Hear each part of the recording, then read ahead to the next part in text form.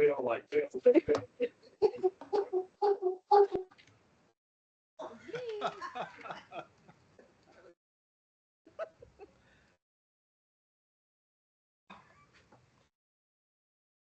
No comment.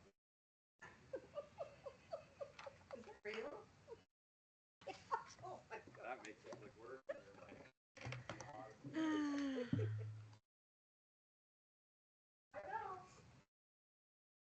Okay, so I have it for at least another year though.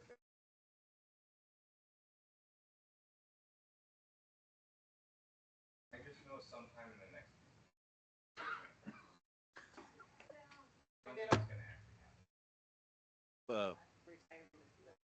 First revenue.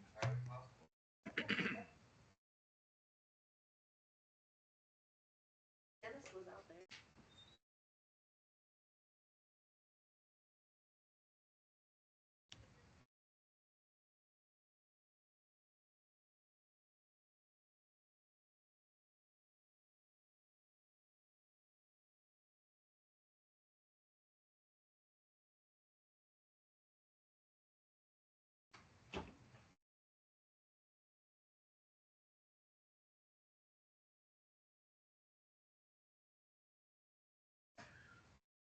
Someone's taking notes for him.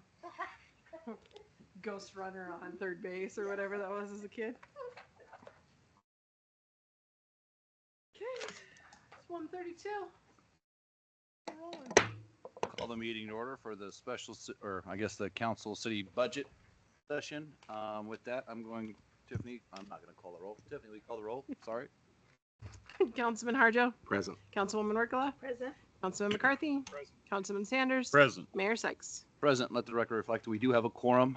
With that, council, we'll run into budget session and I will suspend Robert's Rules of Orders and you guys can fire your questions away.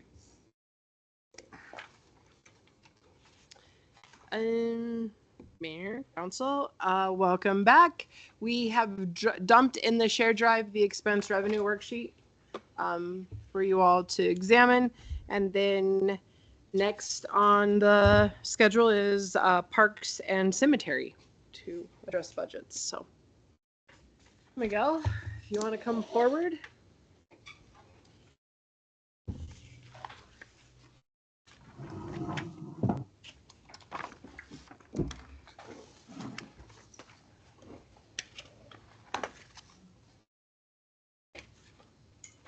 Afternoon. Good afternoon.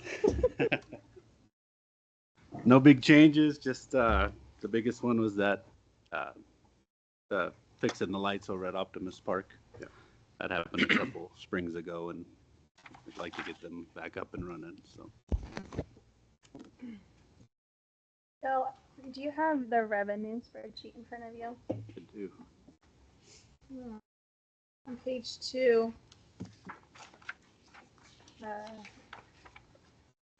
under 2000, it says refunds and reimbursed parks. So I had it at this year for 6,500, but then it's going to increase revenue up to 35,000. Can you explain what that's for? That's the right one. Councilman Workala, that was one of the new spreadsheets I gave you that fixed that. Oh, did it? Yeah. I'm sorry, correction. Yes, ma'am.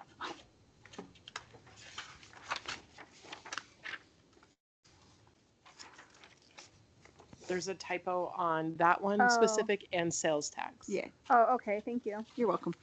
You're off the hook. Yeah. Mayor, Council, in the parks budget, which goes back to that insurance claim that we had talked about earlier and then Miguel just brought up, we did add a new line in the parks budget specific. The 8375 is a pass-through on insurance claims because we've had a lot of property damage in parks due to windstorms and things of that nature that gets submitted to insurance. We don't have kind of what we talked about earlier, the revenue or the expenditure line allocated in the budget to fix it right away. And so we've added that line in there.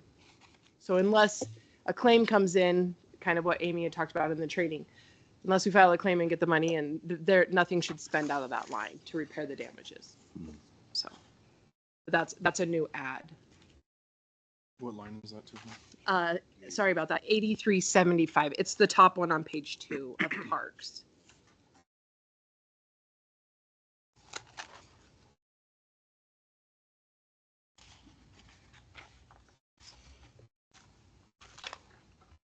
Miguel? Yep. Bear with me, I'm new at this.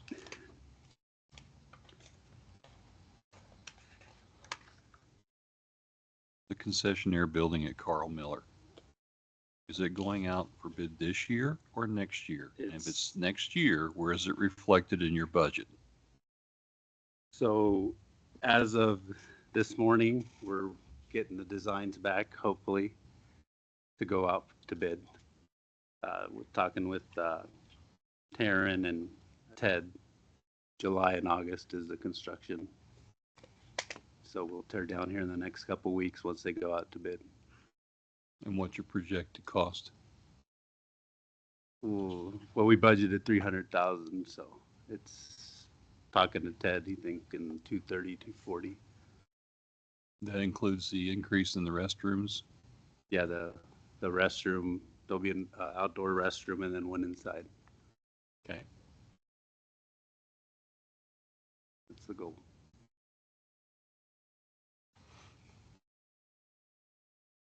And open and operational before AFAN. That's, yes. Fingers crossed. I said September 1, so. Yeah, I have a question for, on the staff and salaries, the current, it seems you have 3 positions that are currently vacant. They've been vacant for long. Well, we had a retirement within the last year or so, and then we've opened a position to fill. We're kind of in the process of filling that one. So the parks foreman, that was the retired. Yeah. Yep. And then the park specialist, and I know the rec specialist, which is split between rec. Have those positions been vacant for long? The rec. Rec and the park specialist position The park specialist one is the one I'm filling right now. right now? Okay.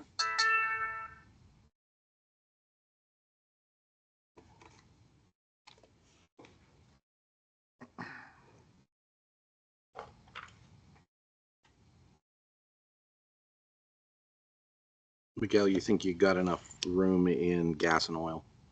Kind of knowing where we're at with world affairs that affect petroleum. I think so. I think we're gonna run with that. It's just so up and down with Right, right. Okay, just as long as you're comfortable.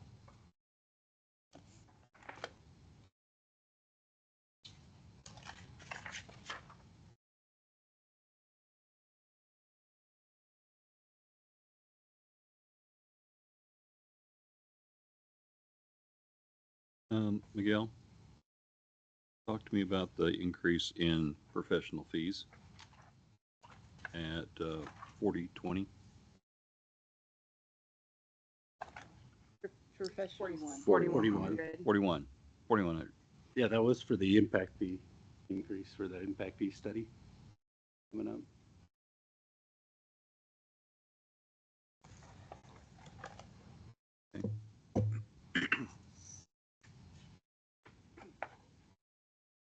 Yeah, I know there's been conversation, at least with the admin, I know we had about facility kind of planning in that. Is there anything for, we have the snack shack, Carl Miller and that, but other than that, is there anything for facilities planning for park, the future and that talked in the past on DIFAC? Just, we were hoping to address the restrooms is our biggest one coming up. Or with the impact fees as well, so. Okay.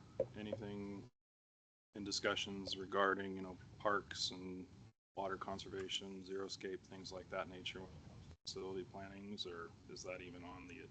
It is, it's every day for us. I mean, we're always trying to conserve water. But yeah, I mean, upgrading some of our timers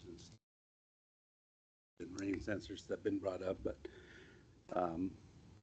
nozzling down irrigation, that's always a thing. But yeah, definitely, that's kind of our thing, so, every day. So we got a couple guys working full-time doing irrigation. So Irrigation. me and another guy are doing it, so. And when you and I were riding around the other day, there's some stuff that'll come here in a near-term council meeting. Miguel's done a lot of work, and his team have done a lot of work looking at like a percentage reduction of what their irrigation schedules and volume look like now. There's some circuits that are down to 70% of what their capacity would be for a 30% reduction. There's always going to be an errant broken sprinkler head where a food truck or somebody might knock one over in a park, during a public event and those kind of things. But that's an ongoing maintenance aspect that kind of the nature of the beast, unfortunately. With concentrated uses in parks like that, those small one-offs are going to happen, but there are significant gains in conservation that we'll talk about here in the very near future.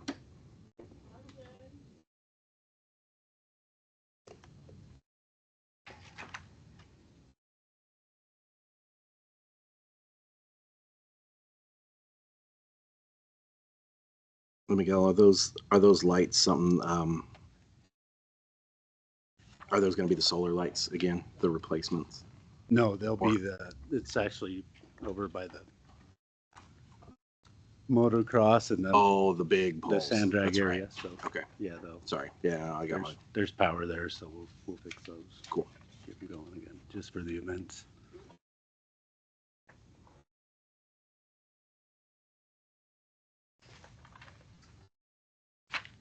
So just for clarification though, Miguel, nothing, because I know it's been talked about a little bit, nothing for like a facility master plan or anything like that in this year's budget. Not in this year's, no. Yeah, no, not this year. So. What are your thoughts on that? For sure, definitely. I mean, okay with that. For not having it or having it? For having facilities plan, I know, like you said, definitely the restroom concession, I'll need to be part of that and moving forward. So I think we can tackle, hopefully with some of that, like I said, the impact fee stuff will help get to that point. Right, for that one off with the snack shack, but regards to, and again, this comes up with our conversations recently on water conservation and that, but looking at areas of, what's the plan for certain areas of can we utilize better for water conservation of, walking path, grass instead of, right, things like that. So that's kind of what I'm curious of. Facility plan, if that's something you're interested in. Absolutely. I mean, yeah, that'd be great. Like I said, water conservation is our number one thing, and we do, like I said, indirectly conserve with all the events and all that. And every time we had a pickleball court, we eliminate, so much section. We've done that. Playgrounds expanded. We're always reducing the water that way too. So anytime we add anything, it's helping. So.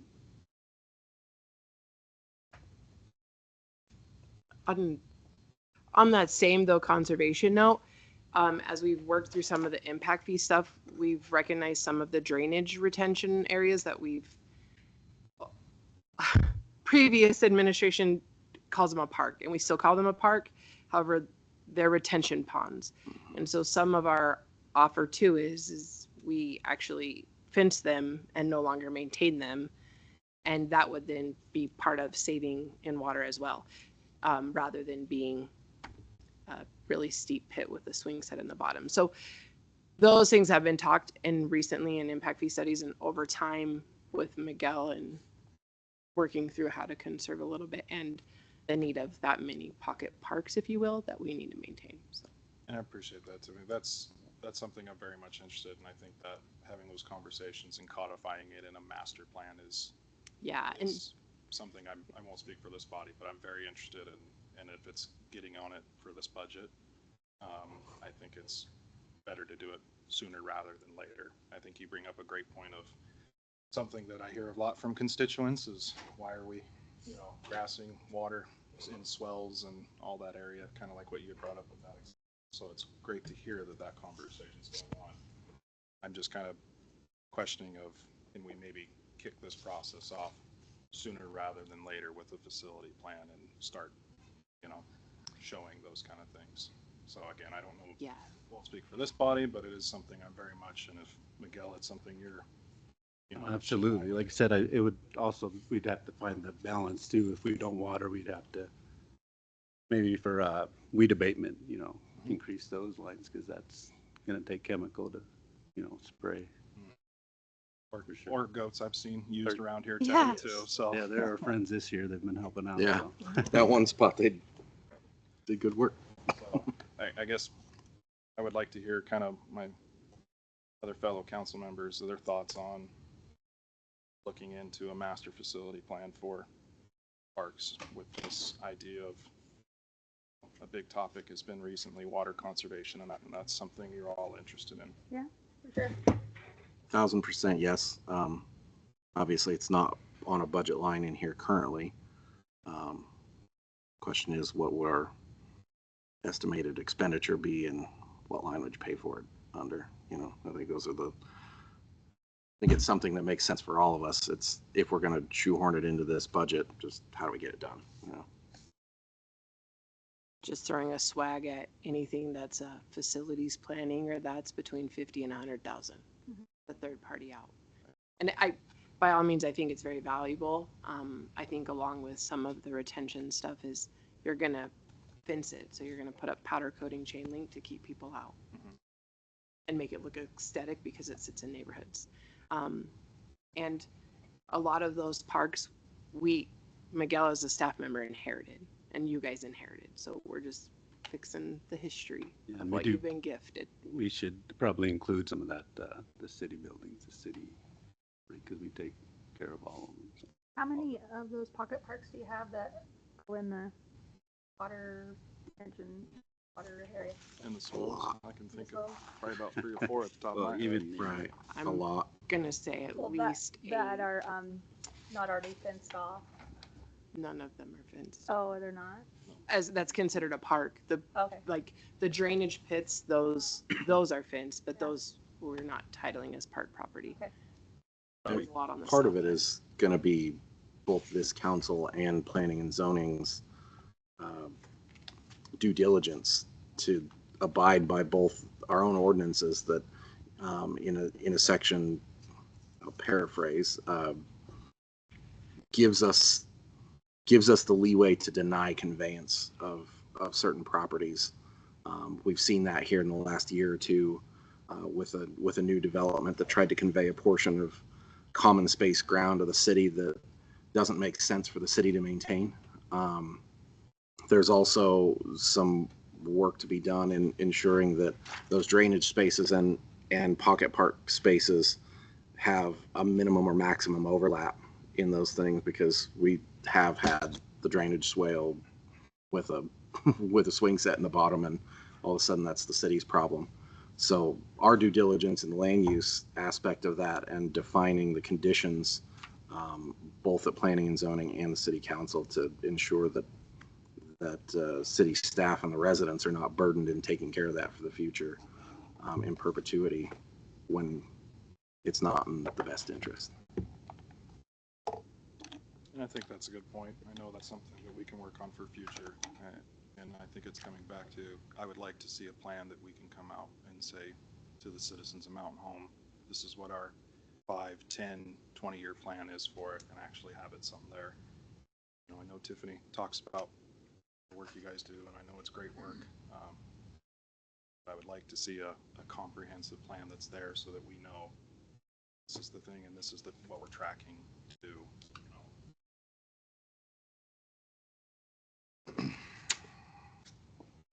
I guess keep on course, if that makes sense. Very much interested in a facility plan. So if we were to budget for that and you said it costs about 50 to 100,000, that's something you want for this in this budget, is what you're requesting? And you're asking, are you asking where we would pull from to make that happen, or? Yeah, I'm opening the conversation for us to start having discussions about that to figure out where we can. Okay. I figure this is the time to have it. It's Yeah. budget season. Miguel, what do you think? You know, this is something we have to come back. I know this kind of puts it on the spot. You guys have all worked on a budget for quite a bit now. Sorry. No, you're good. Yeah, I agree. Let's do it if you can. Mayor and council, I think that discussion would be in admin. It would be under the professional fee discussion in admin. Yeah, when you get to administration, you're gonna want to discuss it in to encompass all facilities. Okay. Yeah, we had a presentation. Well, it wasn't specific to parks though, that presentation. It was Like just if this is just gonna be like exterior and park facilities, I would think you would professional service it out of parks. We want to do it. If that's something you guys want to just add it in there and then at the end we'll tally it all up. Miguel, can I ask so I know you're saying that you've gone out now for the park specialist, that recreation specialist, 6 month, that's open position currently right now. But That's a shared between the rec department for an admin person, and that just happened. Yeah, that was. Yeah, that's a shared employee. Yeah. So maybe, Monday, we can go back and review like where it could be potentially pulled from, and then on Monday, be willing to present where that 50 to 100,000 could potentially be. I think it has to be pulled from any, I mean, I think we're just, I don't know you that just, he if can you just pull add from it a in line to there, make it you work. guys you got wiggle room. A lot of wiggle room. oh, there's the Elmore County with the Idaho Power. So we have a couple options, I think. Yeah, I think I guess if the request is to add a parks master plan into professional fees, either here in admin, wherever you guys want to see it sit at, regardless, we have to go out for the RFPs for it and then bring the number back. I'm just giving you a swag at what it seems to be they come back as. But you have to put it in the budget. But we have to put it in for the process to happen in the Mhm. next couple months. Yeah. And so we can add that either way, however you all want it to be. How about add it and then they can take it out on Monday? So do you want us to add it into parks professional fees or into admin's professional fees? I think it should be part. Well, I'm about to get myself in trouble here, I I was think. gonna but say, Tiffany's going got that to- look kind of, is she saying parks? Wink, wink. I, No, I don't want to talk about a facility she plan can, anymore. she can wink all she wants, because if we're gonna go down this path, let's use the economy of scale. We've had a presentation in the previous council, and I think even in this one, concerning the need for us to have a comprehensive facilities review. We take the time to do it now in one fell swoop, especially with the CIP starting to be developed and the comp plan being developed. It would be data well acquired, and if we're gonna pay 50 to 100,000 for just one area, I think you'll see the economy and scale when you broaden that scope. Otherwise, you're going back later to do that study, and you're in another 75 to 100, where you could probably get the whole thing for about 150. So I would counsel folks, as we think about this, yeah, I want to see this. This is the kind of data gathering we need for sound planning. What's good for the goose is good for the gander here. If we're taking care of one end and not addressing the other, we're going to wind up having to redress this again sooner than we think. So my ask of you is to please consider, make it the comprehensive review. Whole, or I guess A full facilities review. they're saying for admin, everything. That being the case, put it in the admin budget. Members of the council, and sorry to interrupt your conversation. The intention behind the original facilities plan was to understand the age and infrastructure of all of our existing facilities, even though it did include the new police department that you built several decades ago. The problem is you've grown, and the next generation of you all needs to know what our plan is. And you guys all know that we haven't planned well. That was the intention of the original facilities, is to know what your employee capacity and your facilities capacities are, and then scale them down to potentially one overhead cost in a building rather than however many we have externally already. But we've since reallocated. But that was the intention of the original facilities plan. To gather that data to be able to provide and give us a course forward. And so I very much am in support of that. Like, I think the community deserves that paved roadway, and I think you all and we as staff deserve a map to help us get to the right place. And I clearly stand by that, but you all know it's a sensitive subject to me because it keeps getting ripped out from underneath me. Paula brought it up right now. But I think very well, like, they would also encompass our exterior facilities and parks as well. Like, you know what I mean? And talk about zero-scaping. We removed grass just next door here. Yeah. Landscaping, which helps. Is this that same group that came in and said we can help you rearrange furniture and how furniture should be placed in buildings? Is that was a presentation that you and is that Brendan, what you're referring to though? So that you know how that rubbed off on us. Yeah. Right. So if it was presented differently, kind of like how we're having this discussion now, or presented by you, maybe it would have gone a different direction. Right. But when you hear you're paying thousands of dollars of how you can do feng shui or something, I'm like, so okay. So to justify that, there is several studies out there that ergonomically, like the desks, the way we may have them set up, like they were going to come through and examine City Hall, for instance, right? And say, hey, you have 10 employees in here. You may grow in the next 10 years to 5 additional employees. However, this building, its roof's good, its infrastructure is solid. Maybe all we have to do is reclassify your desk space. So instead of taking up 10, like my space, really I'm inhabiting an office that probably could fit 3 people if you put it in the right space. So that's the other benefit you get out of some of the facility studies is potentially your square footage of your facility will house more people if you used it efficiently enough. And so that's where they got, not necessarily the feng shui portion of it, but it could come down to maybe you just can make minimal desk purchases and get more valuable space for your staff than building a brand new building, if that makes sense. So they're going to look at it in all those facets, is my understanding of what the request would be. At least that's my request in a facility study. And it would include the parks. This time, if that's what you guys want us to do, that would be another facet of it. We would add external property to it too. Find someone that does both. Okay. Yeah.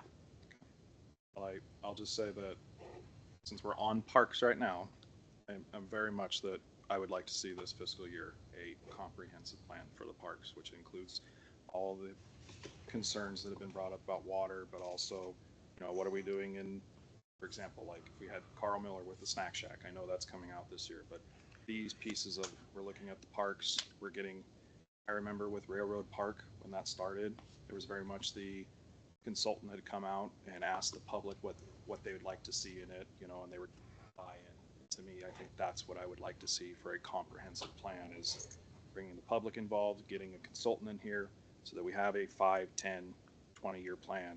And this is what we're sticking to instead of, well, this year we're doing tennis courts or this because this council says this, or, we're sticking out and we have a plan that's actually going to outlast us up here. So that's my stump speech, but yeah, I very much would like to see that in the parks, and I hope my fellow council members would support that. So. Yeah.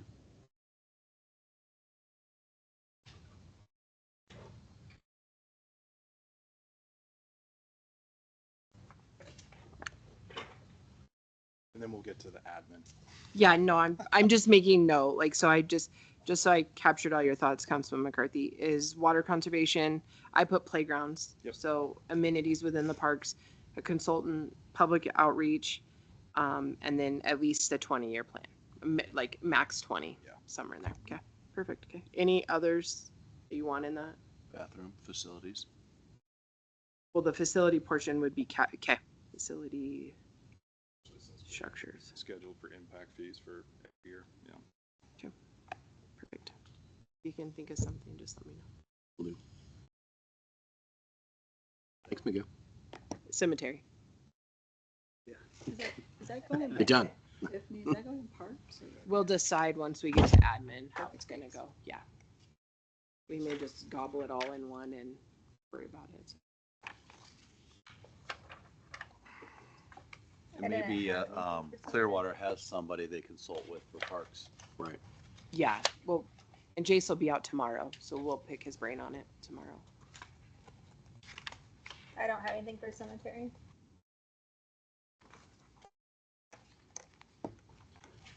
Yeah, I think so. Cemetery, self-explanatory.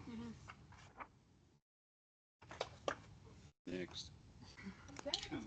Kind of a dead subject. Tell Saul thank you as well regarding cemetery. Yeah. Hey, I would like to thank you. I know you guys were here before, but the software, it's phenomenal. Like Mhm. we were out there over Memorial Day, caught a couple people that were just trolling around and we were like, hey, how's it work? Like watching them walk and navigate it. They were very appreciative of it. So I think the public really likes it and thank you for your support in doing that. So Yeah. The On how to use it. Wi-Fi. Yeah, there was going to be one posted so that people would know that there is Wi-Fi. How to use it, Oh, as because opposed to the paper stuff. the QR's up. Yeah. Yeah. And the Wi-Fi should just be public. So you should just be able to capture it. And then you have to hit the little checkbox that you're safe to use it and you followed all the rules. Yep. So, yeah. But if we need rules or how-tos, let us know. We can definitely. You found her the hard way. Perfect. All right, next D. Next is Dennis and Recreation.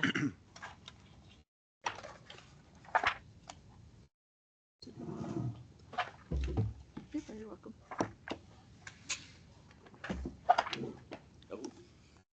Yes.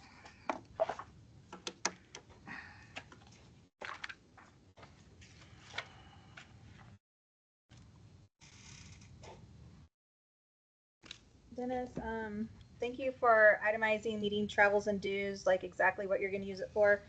It does say though includes dues or meetings required during budget year of 1,000. What's that for? Which line is that? 5,600. 56? Mhm. Yes. Yep.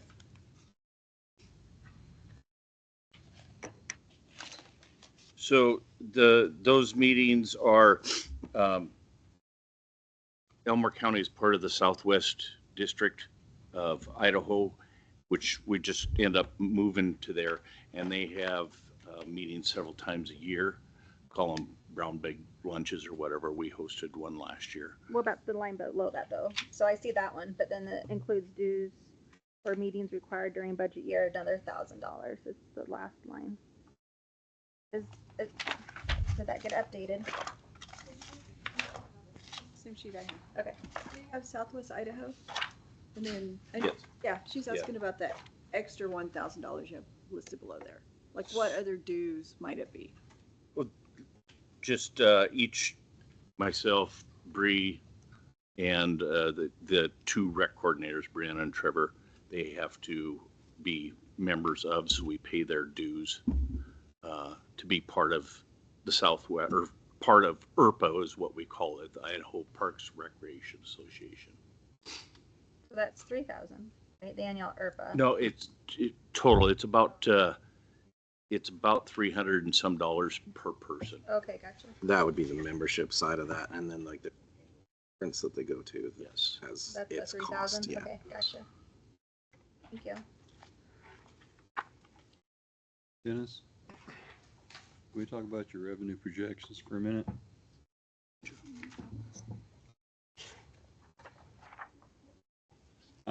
Let's start with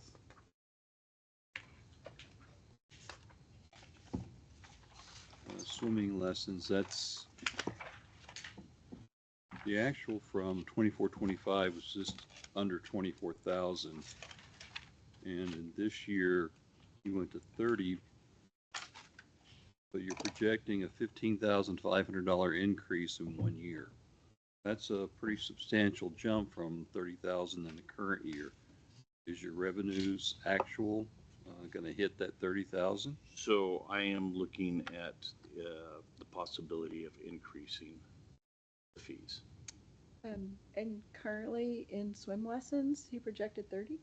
He's at 33,775 this year, so he's $3,775 over projection. At this point, At this point, and we still have, You we still just got the signing summer up to go. for our, Yeah, rest of the summer. we still to go. have 3 more sessions right now that we need to sign up for. so does that mirror off into the next line on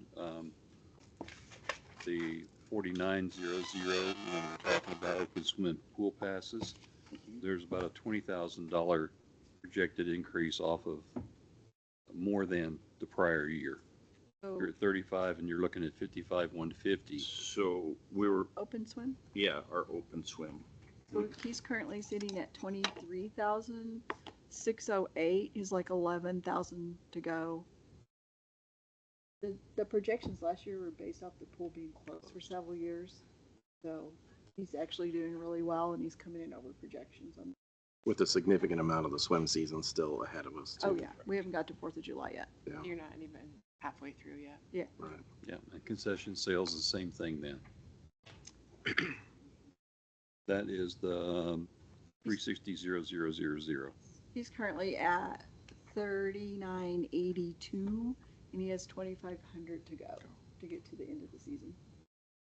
Revenue projections. We're likely to double that next year with the increase in usage. Mhm. Isn't that, let's make a side note, folks, isn't it amazing when you up the usage, what happens to your revenue streams? What do you think about that? That's for tomorrow morning. I Oh, I would like figured. to throw a caveat that that swimming pool, at least last week, the week prior, at least 6 nights out of a 7-day week, we had to turn people away at the door from 7 to 9 because we had met max capacity.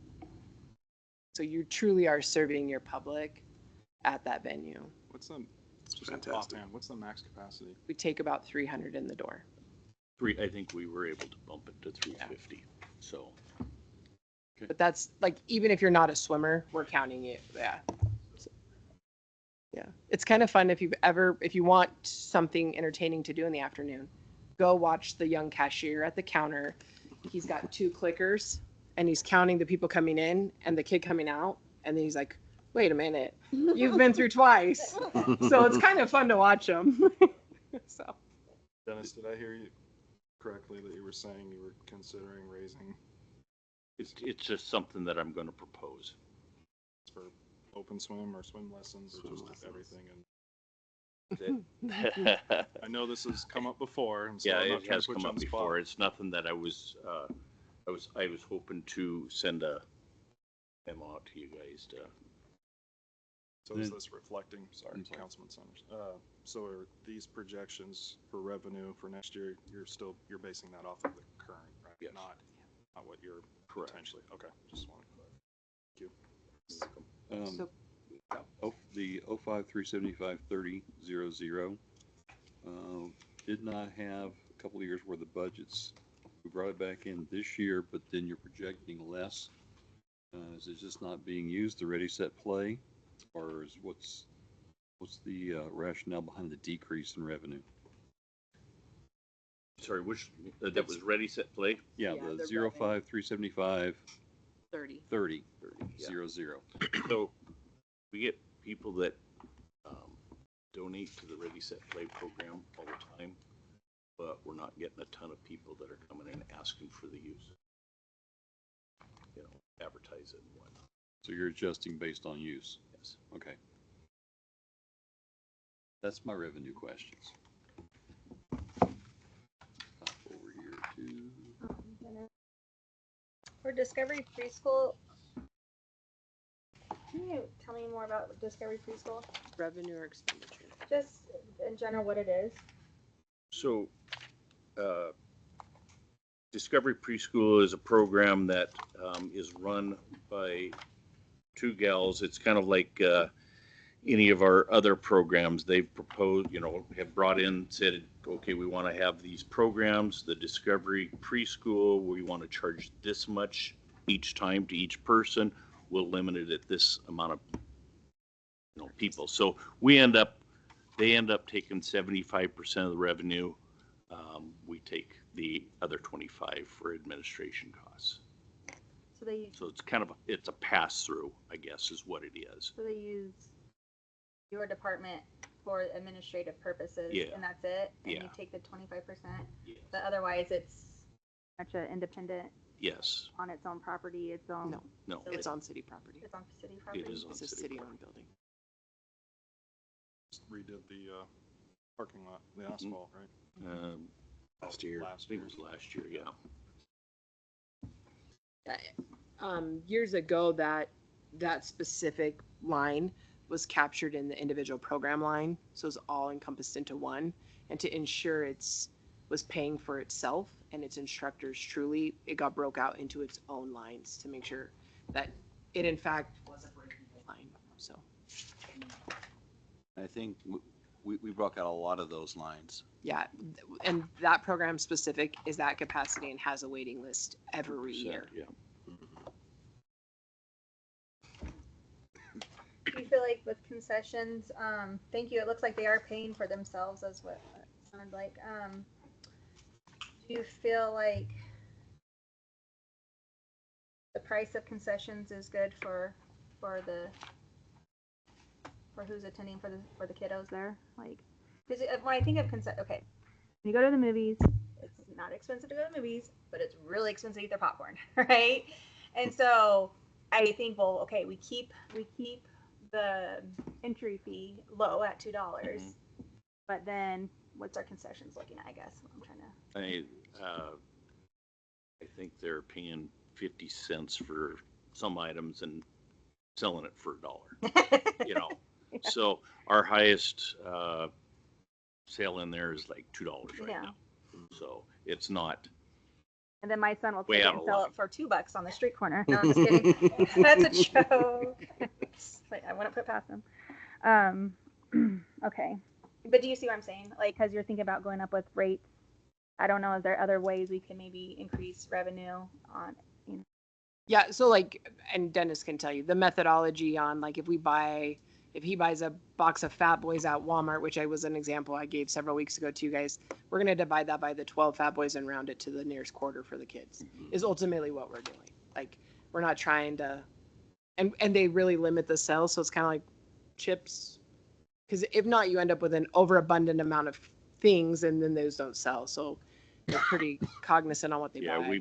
we're very limited on what we've got in there. I mean, they've got the Fat Boy ice cream, the drumsticks, I think Otter Pops and chips, and that's pretty, some sodas. But that's about the extent of it right now. So limited inventory, so we don't have things sitting on the shelf then. Yeah. Right. Yeah. We'll talk about that tomorrow. We're giving the stuff out that makes people, after you dive in and swim a little while, upset stomachs. burn off some calories. If council is okay with everything else or don't have any questions, I guess I'd like to, I know this topic was brought up earlier, but I think talking about the big topic of a rec facility. Mm-hmm. I don't know if council, are we okay with moving forward on that? Or? Yeah, I mean, there's a fantastic memo in that shared drive that addresses this. I think it'd be wonderful to chat about.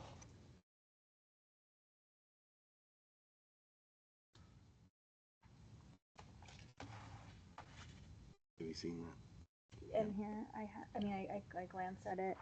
I have my brain stuck on this other thing real quick. Do you have a question? Those 450,000 of revenue sharing, Oh. but that's coming out of admin revenue, and it's being put into rec. So again, how is this? I'm sorry. You were talking No, please, I about left it open. If Okay. we can talk about that stuff first. So we talked about the golf course and how it has to pull so much from admin every year to keep it operational, but then you're like, if you want to do comparables, the rec has to do the same thing, right? And so why are we picking on the golf course when the rec does the exact same thing? Well, I didn't realize it because when I looked at admin, there was just those 2 transfers every year, and it was for golf and it was for pool, and pool was always zeroed out, right? For the grant. Yeah. That the pool is just solely was the grant and Okay. admin, nothing So else. I guess I only then it was the golf course, right? So, but then when I looked at the revenue this year, they've taken 450,000 out of the general fund, and they're putting it into the rec revenue for revenue sharing. Again, like when you look up the definition of state revenue sharing, right? It says it's supposed to, especially with smaller communities like ours, it's supposed to go towards infrastructure and that type of thing. I think you. Yeah, Councilman Working, I actually heard you say that last time. Yeah. I looked up that revenue sharing Yeah. code, and it could be used for anything. Sure. It's revenue sharing bonds Yeah. that then go to infrastructure. No. And we're not using bonds. And I understand that. Again, right? I mean, Right. And what it also, legally can go towards and what maybe it should go towards, that's like. So you can change your levy amount that is going into recreation. But what it creates when you do that is it creates a higher percent on your property tax. So right now you're breaking down all of your individual like 0.001s, 0.007s, and what can be used in each department. If I had the L2, I'd tell you. So when we say we're going to levy more into recreation, then you're going to pay a little bit more in property tax. And if we can keep the levy down, because the revenue sharing is not affecting the property tax levy, if we can keep that down, then you're going to pay less in property tax, but we're able to fund the recreation program. I hope that helps, because by not levying as much into recreation, you're actually helping the property tax person overall in what they're paying. It's complicated. No, you're good. So the revenue, the state tax revenue is taxes we get from the entire state. Right. So that's why, like she's trying to say, we're trying to keep our property taxes as low as possible for our citizens. When you hear the, well, I don't use the recreation, well, we're trying to keep that tax portion from your property down. If we say we want to put everything, levy everything into recreation, then what you're paying in property tax is going to go up. This is a way to not make that happen. Yeah, I mean, I understand that. Thank you. Again, it's like, I think you kind of all know where my mind goes with this, but state revenue sharing, it says, it's a practice where the state government distributes a portion of its tax collections to local units of government like cities, counties. Serves as vital funding mechanism to support essential local services, so like police, fire protection, road maintenance, water services. Because local governments often have limited options to generate their own tax revenue, state share these funds to provide financial support and ensure communities can maintain core services without overburdening local taxpayers. So again, I feel like it should go towards more infrastructure, even though I know you say legally it can go towards recreation. I don't know, council, what do you think? Would it be helpful, Paula, to pull the 25 L2 up just to be able to step through and show what those levy amounts were? I have it here from last year's. Yeah, if you want to pull it up. Yeah. I have Association of Idaho Cities. It will show you the levy rates, all from Boise all the way through Marcine, Napa. It has all of them listed. So for us, I think Boise only levies into the general fund. For us, in order to run our city, we have to levy into all those departments, and they're capped. Like you can't put unlimited levies into the airport. It's not available. The only one that's not capped is the street department. So even if you said we want recreation to levy into their department, there might not be a big enough cap to get the amount of money you need in there to run it. Yeah. Is that me? I think that, Dennis, just curious. that might be somebody else. Did you Talking find it? about the Oh, that's me. fees That's you. Hi. How did I get on there? Hang on. with the swimming pool. Has there ever been recently any, and I know we want affordability, but I'm just curious, just for clarification, has there been any adjustments for any of the programs and everything when it comes to, like soccer and things like that, or? I mean, fee-wise, It'd be weird 'cause so it's that's showing all something that yours I would online. propose Okay. that as well, and, It's and not I, just swimming pool. no, it's not just swimming pool. Yeah. I'm looking at, It's not a fun conversation, but I just want No. to see if it's a. It's reality, right? We get that. Like Keep going. Levy rate the calculation. mindset of if you're going to give us a The 3% next tab over. raise increase, right? Levy rate. Right, the one for the Salary. county. Those people are teaching those programs, right? So like we get the math. Math has to math. That one's. The tough part on the pool is we talked about affordability. I can go get Association of Idaho City. It won't be forever, Right. but we'd rather raise programming to swim lessons or the things that are more of a cost association with instructors and things of that nature than, for instance, public swimming. Right. Does that make like No, that's it kind of does. where And- the mindset Yeah. is? and that's where I originally started with was our sports programs, soccer's and basketball, things like that, that, we're kind of just more or less breaking even on. And we're not going in the hole. I've got one program that is going in the hole, but the others kind of adjust for that. Right. And then swim lessons was the next one. The last one that I really want to touch is the open swim, Right. because I know that was In that a grant.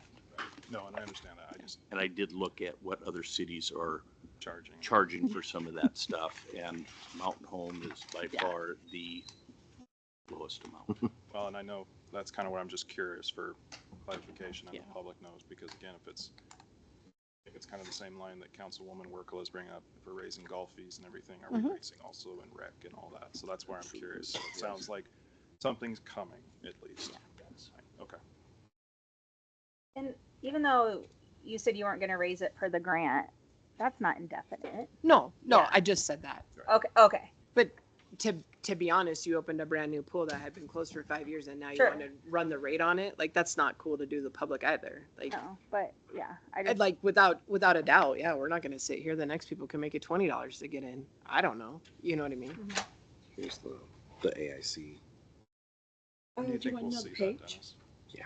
When do you think we'll Let's see go that? to- The, yeah, within the next couple months is kind of what I'm, Or because I've got a new program guide coming out that will be 94. out in, well, it's for September through December. And if we're going to increase some rates, I would like to have that so it reflects that in that program guide. Thinking end of July? the problem is it may base off public hearing, Yeah, so that was, Getting closer. Oh, require public hearing. 90. yeah, This so is that was one of the 94. questions, It's the I figure we'll touchscreen. probably tackle this after you It's guys harder are in your done with head the when budget you use a stuff. touchscreen you than to go know, back and and, not use it. um, They had to put like a It little might note be on something that we have to look at in the the winter, touchscreen. spring capital. Kids are turning. Here we go. Yes, okay. So Might then, have the potential to change maybe some of your lines here, not the overall, but, Mhm. and you said you're coming out with a book, or The new program guide. the new program? Yeah, the fall winter guide will be coming out. It comes out about the middle of August, but it's for September through December. Back that flag football, right? Would love to do it. That I miss so much being a coach on, but okay. Sorry, I just had to give you a little. I figured it was coming. You were waiting for it, huh? last year, the mayor did a state of the city address. And in the address, I think it had, I know at least 5, if not longer. It showed the levy rate for the city several years ago. I don't know why. I was Like, did it go up? Did it go down? And it's gone down, but it's based on how we do our budgeting. Like, are we really good at how we recognize our levy.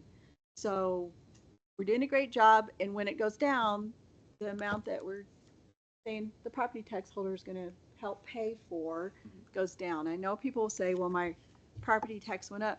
It's not that your property tax went up. You're still doing good. You're still doing less. The value, it's based on the value of your home. So for me, I get it. I'm happy when the value of my home goes up, and I don't mind paying a little bit more property tax based on that. So if you look at our levy rate, historically, it's gone down. Because we're good at how we do our budgeting. So we try our best not to max out any of the budgets. We don't want that high levy rate to go into any of those. And so council, this is, I think I mentioned this a month or two back when we first started looking and getting our initial versions of expenditure and revenue sheets. Association of Idaho Cities on their website under the, oh gosh, it might be the training or the materials tab, has each year they introduce that that fiscal year budgeting manual, and you'll find each city within the state, but as well there's aspects of highway districts dollars. It's pretty comprehensive in its overlook. This one here showing what the 2025 net taxable value. Paula, I don't know if you want to pick up from here to help explain how to interpret some of these figures. Oh, it's also in, so when we're looking at the general and you see the tax levy rate 0.0043, I think we can reference back in the manual, and it tells us what the max that we could do is. And it will tell you on each fund, and you'll see some of the other cities, like, they don't have a cemetery, so they don't get to levy into that to help fund it. And our goal when we do our budget is not to max out any of those, because it increases a higher levy rate. So with that transfer, you're not maximum, you're not making the property taxer pay more when they're like, oh, I'm funding it. It's like, not all of it. So that's like smart budgeting.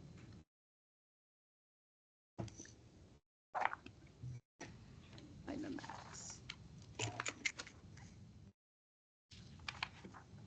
Do you have my old L2? It might show the max on those. The version that I have, for some reason, will not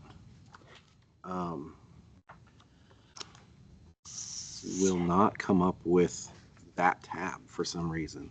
Give me 1 second so I can find it. I think that's the one that I got from the county. The county is the one that puts in the certified tax dollars that's going to go in there, and Right. And that's this page. yeah, they do that after we put everything in. So we have one developed that we use just for the city of Mountain Home, just so that we know, hey, we're standing pretty good with our levy rate. Yeah. So we have our own that they don't share that page with us. On the levy rate calculation, I'm wondering if this is also the same, that we're not privy to this side of the calculation. Right. They don't share it with us. So when you get a new treasurer, you're going to make sure that that person doesn't put an earmarked project for the council all in one budget line, because when it goes over there, they're going to tell you, and we've all done, everything's published, they're going to see what you've done, and they're going to say, oh, you guys can't do this, and they're going to send it right back over, and now you're in a fix. Like, well, we were trying to build our swimming pool, and we were going to use all this property tax money to do that, and they're going to say, well, you can't. There's a law that says you can't earmark money like that.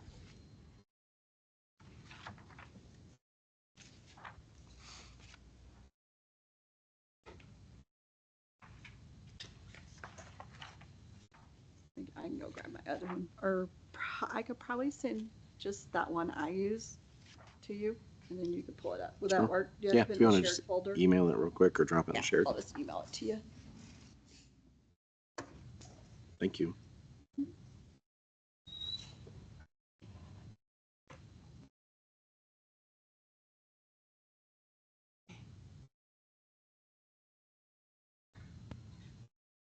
You want me to turn the air down a little more? Did you fall asleep? He sounds like he's getting over. No, it's always you. And your Coming excuse is, close. it's the bright lights. Is that what it is? Look at that face. Look at that face.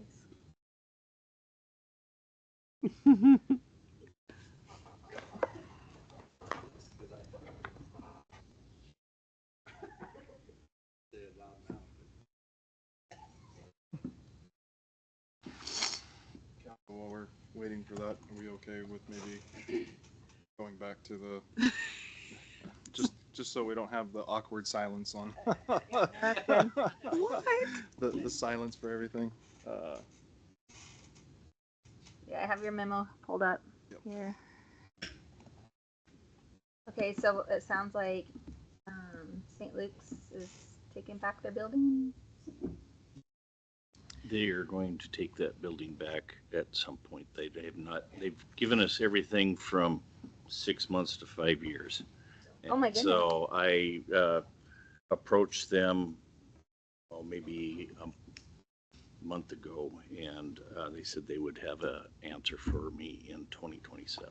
So we're kind of waiting for them at this point, but we know it's gonna happen soon, that building we're gonna end up losing.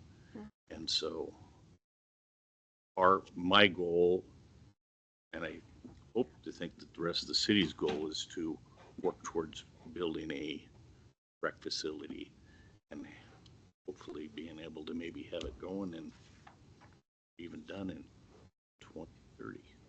Where would you be building it at? Well, there's a couple of places, but just north of the large dog park is a nice piece of ground there that the city already owns. Which one you want to go to? And it kind of would be adjacent to, was it Public Works? Right there next to it. So, Okay, so I don't know if you guys can see that because I cannot see it. So this I is can the zoom one in that on it a I, little this bit. is what I created. So if you go like that. Mhm. So this is the general fund. This is the max you can put in there, that 009. But the max we choose to put in there is 004. Streets has no limit. Recreation is right here. So you can put in almost double what we had used. If you go down, if we increase this, it increases the spotted number, which increases how much you pay in property tax. So our goal is not to make you pay more property tax. Go back up. Sorry. It is. Just look for you. Yeah. I like it. So then when you hear like, well, you could put more in any of those funds. Like you could have put more into library. But when we put more property tax into library, someone over here is gonna have to give up in the big bucket of money. And then not only does it increase what you're putting in there for your percent, it increases what you're paying for property tax. So if we can avoid that overall in the city, that is smart budgeting. We don't want to earmark money. We say, hey, how close can we fund our departments? Keep our levy rate low. So I call this the risk at it the best. The city's just a big cog, and it doesn't matter. Someone's not here, it has to keep treated. So this is how we're able to do it at lower cost. And if we just earmarked, like we could have put the whole pool in there, but we chose to put it here and move it over because they had a 09. We're like, hey, that makes more sense. Let's do that. Help. Hold on. When was the last time any of those levy numbers? These are set by state statute. No, when Oh, we, these? like a city, I- us, the city. They probably change every year depending on your cash carryover. So if you have more cash carryover, obviously you don't need as much property. I guess department wise, like did guess here's my If question. I went back and looked at last year's, not, this is last year's. If I went back and looked at 23, 24, you're gonna see a little bit of a change. Right. I guess what I'm asking is, has the city, like administration, ever requested one of those to be greater to force another department to then adjust, like you had said, like in the past, like I at what think year? one time, and it, oh my gosh, it's been so many years ago. We were trying to help the cemetery, and we were like, so you can put fake numbers in here. Put 200,000 right here. You can do that on your worksheet. See where it ends up. So this should change. Yeah, maybe. Maybe Sorry. 600,000. Whatever you want. I'm Sorry. just That would be asking to know, like, Yeah. if it had ever, like, the last time it had ever been done. Type of thing. Okay. Make it 800,000. Giant project at the cemetery. Prime property. I'm gonna tell you. Yeah. You're over your max. And not only did it change that, scroll down, or it's gonna change down here. Because you can't levy more than your max. And we send it over that way, and they're gonna send it right back. Kick We're it gonna right be- back to us. But this is a worksheet that I work off of, not the county. When I send it over there, I don't want it coming back. I don't even know what we would do. So this is my worksheet. Yeah, so when you guys get done, I'll put all those numbers in there and I'll be like, okay, we're set. And and this down in the bottom corner is the state statute that governs that, correct? This one? Over here, Yes. Yeah. 40-801. Those are your codes. And I don't even know if that helps with any decisions. Provides a lot of context, obviously. I think, in years past, not having exposure to the L2 until after, You don't get it. we kind of don't. So we kind of like need to learn from the years past of the progression and how the system works, because some of what we decide today then transfers over, and that's how the county actually calculates what. I used to be able to kind of use the counties, but they locked it up. In 2021, they're like, you're not going to use our stuff anymore. So if you scroll back up, these net values across, I try to gain that information from the Association of Idaho City. Yeah. And then I will ask the county, once everything's done, I'm like, can you please send us our L2? Which I believe this is filed also at the state level, but I have no idea where it's. I asked Shauna Rober for it, I think, once. Yeah, And it's she- there, I just yeah. don't know, it's so embedded that. But also, this gives us a fantastic view of that 8.5 million is property tax, which is separate from the total expenditure. It is not the same figure. No. I think it all ties back to district use, maybe? Yeah, I think so. I'll scroll up. Okay, so when you guys, when the L2 goes over, this is approving. This was the approved budget. This was the cash carryover. This is other revenue, which you guys will see on those expense revenue worksheets. This is an agricultural subsidy that we get.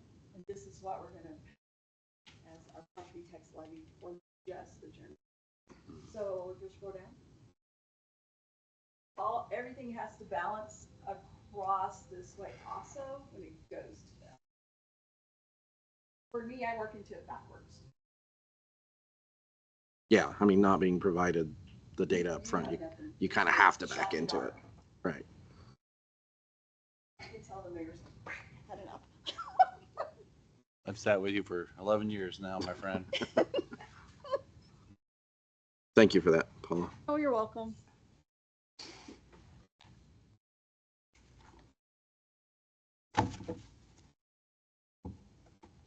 But the mayor did do a presentation, the state of the city address, and we got those numbers from the county.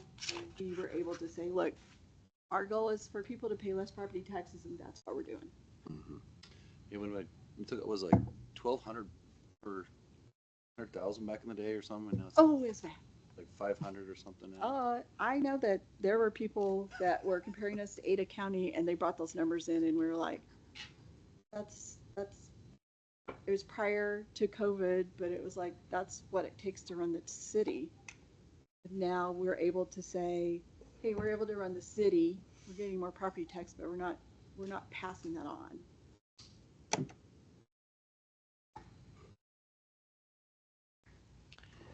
So back to facilities. Sorry, sorry. Sorry, Tiffany. we got a You little- see the I eyes just know, I glazing want to make over. sure that Well, topics I wanna get make addressed. Sure also that Councilwoman Workla, you want to continue with facility, or did you have We more? can go on to the rec facility. Sure, Dennis. So, yeah, we are, working towards our goal of building a new rec facility that would hopefully be over there by the large dog park off of 14th. And what depth you want me to go into on the facility? I mean, right now, we're obviously at the planning stages. We've got a plan that I drew up that was based off of Pocatello's facility that they've got there. We've talked to the architects that drew that up. They are able to take that set of plans of Pocatello's, make the minor changes that we have got, or to make it our own, and they figure somewhere between $100,000 and $150,000 for a set of plans, which is dirt cheap for that. So I thought it was 50 that's grand. what's that? I thought it was 50 grand to do the changes that we I think it's wanted. 100 to 150 is what Ted told me.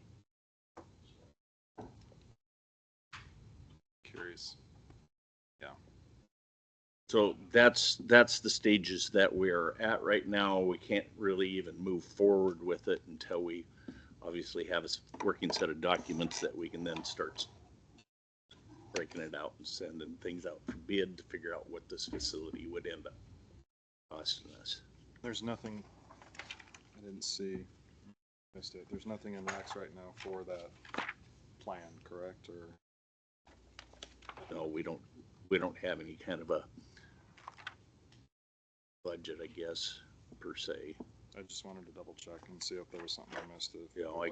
I guess talking to some of the corporations around here, St. Luke's being one of them, they've expressed some interest in helping to get this thing rolling. So, and not just them, there's others that have expressed that as well. So nothing right now for this year's budget, right? Sorry, just want to make sure timeline, because I'm saying hopefully by 2030. The only thing that we've got in there is Said that donations outside Yeah. source. that was it 9,600 line Okay. of $200,000, and that's to move forward with obviously getting a set of plans. Okay. So Said 2027, St. Luke's will. that's what I got in an email, that they would be able to give me a more concrete number Okay. as to how long we will be, allowed to use this facility. That's going to be their first stage once they decide they're going to break ground. That building's going away. Because I know there's been, talking to you within the past, I know there's been different timelines that have been presented that. Right, and that's where Lisa from St. Luke's there, I think that's where she's coming from, is in 2027, I should be able to give you a. So Okay. that's what we're waiting on. Okay, perfect.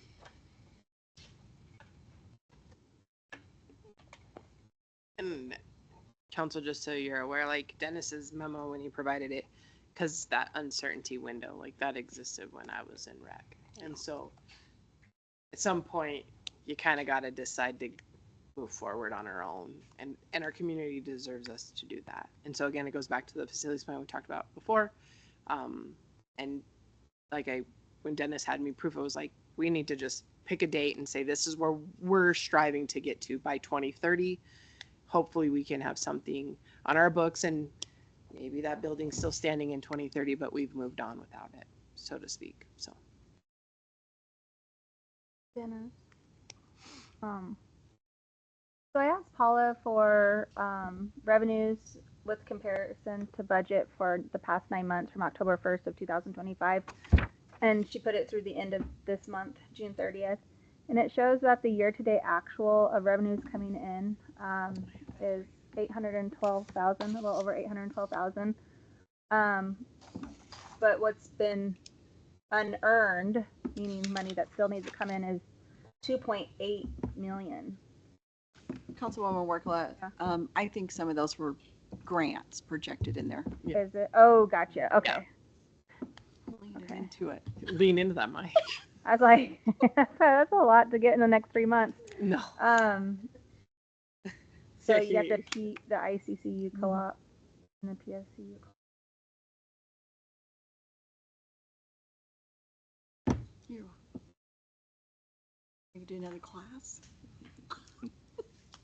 I'm gonna sign you up for AIC next year. Can so do it.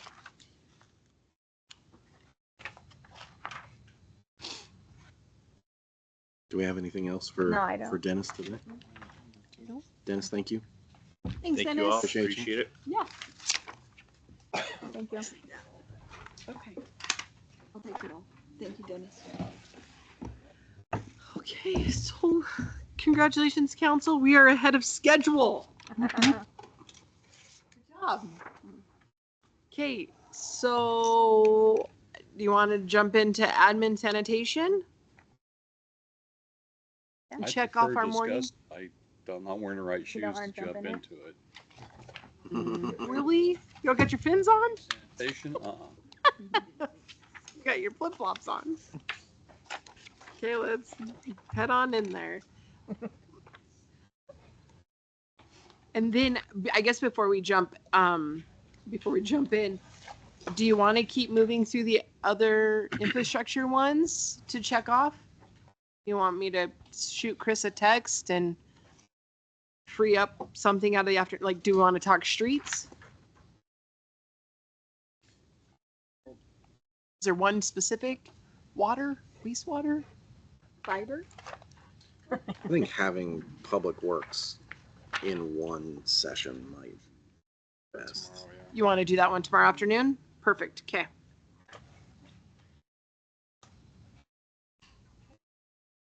First then for all of the morning. 10 minutes. So balanced. Okay, perfect. All right, then we will do admin and sanitation. You want to do sanitation first? Sure. Okay, that sounds fun. All right. So again, going back, just some like justifiable items in here, the postage that's increased. The residential contract with Republic Services, we're gonna have to negotiate. And that's coming up to do, so that will probably be either increased. And then the merchant services request. For you guys to decide our direction, if that's on the consumer or how we're gonna proceed with that. And then the kiosk, which there was a memo in there for water and wastewater to fund out, so that should, are we keeping it in sanitation, Paula, or that will come out just solely to water, wastewater? That will also be part of sanitation. Okay, so. I think the question that I have regarding the Republic Services monthly and annual, do we have any inkling of how the future looks now that the Sawtooth landfill has had the ribbon cutting, they've been up and operational, they're back in compliance with the state? I know that Rochelle in previous years had kind of talked about the impact of the closure, especially over the last year or so. the cost to deliver the service for Republic Services went up, but it didn't really affect us in the moment. Do we have any inkling if we might be able to have some wiggle room to either bump that down based on the fact that their expenditures have gone down? I mean, Republic is a business after all, so it's going to be a tough sell in that sense, but do we have any idea of what we might be able to negotiate with them on? Councilman Harjo, at this point, I don't have any of that information to give you. In the little bit of dialogue I've had with Rochelle specifically is to ensure that we follow through on our recycle program that has kind of fell through the wayside in our current existing contract, regarding the closer vending sites to recycle in, so to speak. We've talked about yard waste and doing like a green program where we can recycle the yard waste, and they kind of help us with that. So that's some of the items talked about. And then offering 2 hazardous waste days a year at the no expense to our community like they've done before. So we've had some early on dialogues with some of that. But as far as what the wiggle room in negotiation is, that's kind of your guys' wheelhouse. I just was trying to these are the needs of the public that we know of as staff members that we would like to ask for.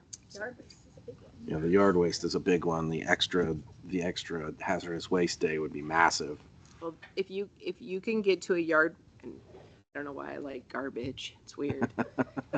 It's kind of a weird thing. Anyways, Like but shoeing horses. yeah, if you can reduce and this is just my 2 cents. If you can reduce the commingling of yard waste with household trash, that reduces your tonnages that you're traveling to a landfill. Mhm. And you may not be burdening the tonnages at this point, but one day you probably will. And so to reduce that and to allow for composting or other venues of that potentially to be offered to our community at maybe no cost. Ada County does a really good program. So does City of Meridian, I believe. I think that's a benefit. Yeah. All around. You know what I mean? So that's just my kind of 2 cents, and kind of what I've talked with Rochelle a little bit about is how do we get some of those same perks out this way? So Yeah, it's a great starting point. I know City of Boise with their composting, for the residents having access to that so much every year now. So those are definitely things. Yeah. That'd be good to look into. So, but specifically, because the conversation needs to happen with you guys and Rochelle, and I think is it Nate? Is that the new gentleman mayor? Chase. Chase. Chase. There you go. So many names. I think they're willing. They'll come and talk to you guys. You know that Rochelle's totally an open book. So if we need to get that going and get it moving, then I will get her on the agenda at your guys' request. I think it's great. Tiffany, do you think that would be an additional cost to do that? It should not. Additional line in here? I don't think so. I think when I spoke with Rochelle about it, it was the location in which we could house it in. Is that right, Mayor? If I remember when we were talking to her about it. Yeah. Good things to think about. Yeah. And they may not be things that are offered right out the gate in the contract. I know when we've kind of talked to them is not the guidance or what we've picked up on from the council over the years is not to do long extended agreements like what has happened in the past. And so we've been pretty honest with them to say, you're probably not going to get a 10-year agreement with us. You may be able to get a 3-year with a 2-year renewal or something of that magnitude, but to go a long stretch is probably not going to happen. But I think, if you wanted to implement a yard waste program, maybe by year 2, that's fully implemented and we found a location for that with the help of them. And I think what Rochelle said too is it's an unknown, right? They want to see how it does. For They sure. think it might be successful, but they don't know. So Yeah. yeah. For sure. Yeah. I don't have anything else or anything for sanitation. Good with sanitation too. Yeah, same. Okay. Well, that's a clean sweep.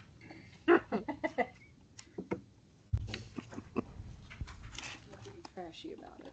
Oh man, you guys are good. But Just how we compose things. Okay, let's do admin. We get to share that one. So it's all of ours. Back to the very beginning.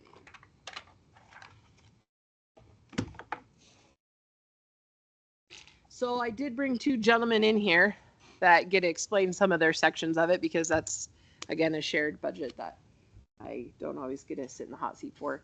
I have Brandon in here, who's our IT manager, to speak on some of the IT software packages and the needs of that.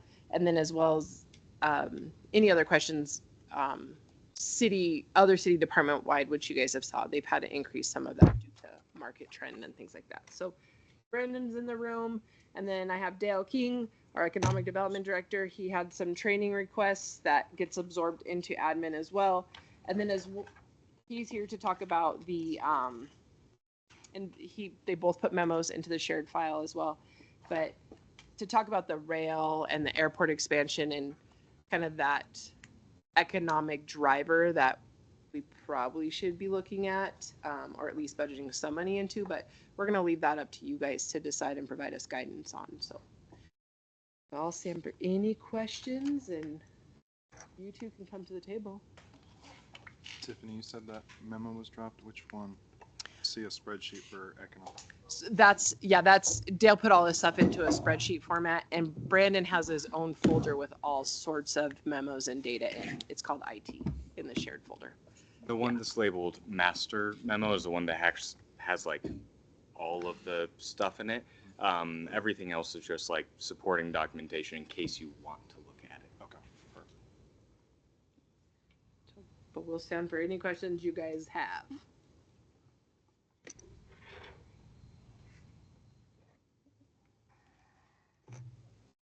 Dale. Yes, sir. 50K increase over last year for travel dues and meetings. Where you going and what do you plan to learn? So I didn't technically have a budget last year, so everything's an increase in my world when it comes to budgeting. And I went through and I prioritized those items and organizations, et cetera. The associations and different things are economic development related or economic development organizations that I've gotten involved with in order to begin to do outreach and start getting some companies in the pipeline, and honestly, to get the word out that Mountain Home's open for business. And when it comes to regional planning with the economic development that's happening in Treasure Valley, Mountain Home, unfortunately, hasn't necessarily always been at the table. And and so what I've been doing is getting involved and getting Mountain Home to the table. And I've been able to get in some meetings where I'm seeing opportunities for us for expansion. Rail is a huge part of that because I believe that's our competitive advantage over the cities in the valley that are getting overdeveloped without a plan for rail development. So where I'm going is, for the most part, that's all local and regional. There is a little bit outside of here. Anyway, so there's industry related organizations, and then there's economic development organizations. And the training is honing up on skills. So we're just better prepared in the economic development office to grow. That's the plan. In this year, since I got you here, kind of captured audience. We made a trip earlier this year to a conference. Do we know if any of the folks we contacted with took us up on our invitation and showed up for Gunfighter Skies? I didn't see any of them show up. In fact, I was a little disappointed. The magazine was going to show up, but they had conflict of schedule. One thing that has happened, which I find interesting, is we're working on RFI right now, which it's under code name, but you can you can kind of figure it out if you know the industry a little bit, who it might be, most likely.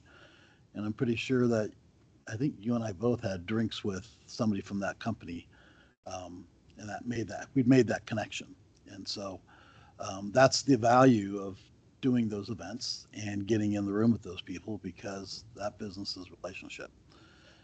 So, but currently, just to clarify on the RFI, doing a request for information, we have a company in aerospace, company inquired, and it went out to probably 44 cities and economic development organizations throughout Idaho. And it also went out to 18 additional states. So that's our playing field. My estimation is if we have about 5 from each state going for it, there's about 100 people, 100 organizations with infrastructure, with they're ready to build and probably have warehousing and different things. And so that being said, is part of the idea of the travel, like you and I did in January, is to get further up the pipeline. So we're talking to people before they're moving over here and before they go to the site selectors that will, basically open up the entire world to these companies. I believe the prudent thing to do is to go after Northwest companies, aerospace companies, organizations that need a better tax situation. And so that's what I've been reaching out to. I'll switch gears and go to your other line item. Okay. So I got the IT guy sitting here at the same time. How do we wind up? Let me wrap my head around $20,000 worth of website maintenance. Oh, that's me. So that's through Civic Plus. Like that's we just here. It's under, I'm looking at 5525. So there's an annual underneath that, it says reoccurring of 12,000, and then we pay for social media archiving, which is a requirement, and that's 5,900. So those are just annual reoccurrings that happen alone on that subscription. And then if there's any other things, we have to come out of the line of website.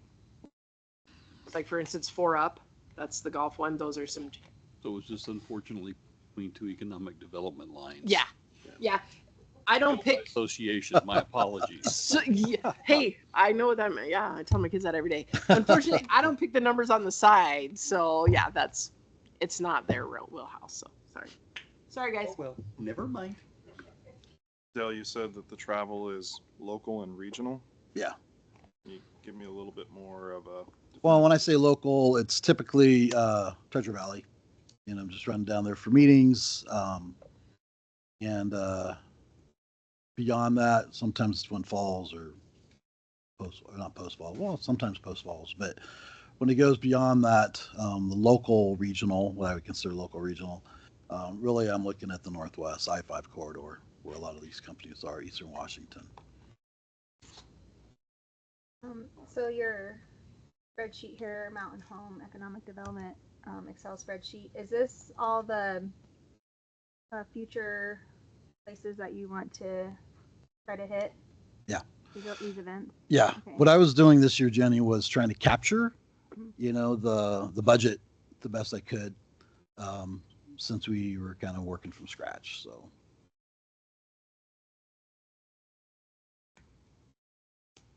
We're already members of BVEP and Yeah, a good handful of these.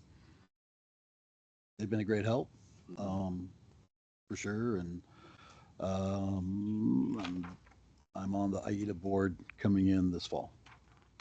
Wonderful. So again, trying to get Mountain Home to have a presence at the table so that we can be part of the regional economic development conversations.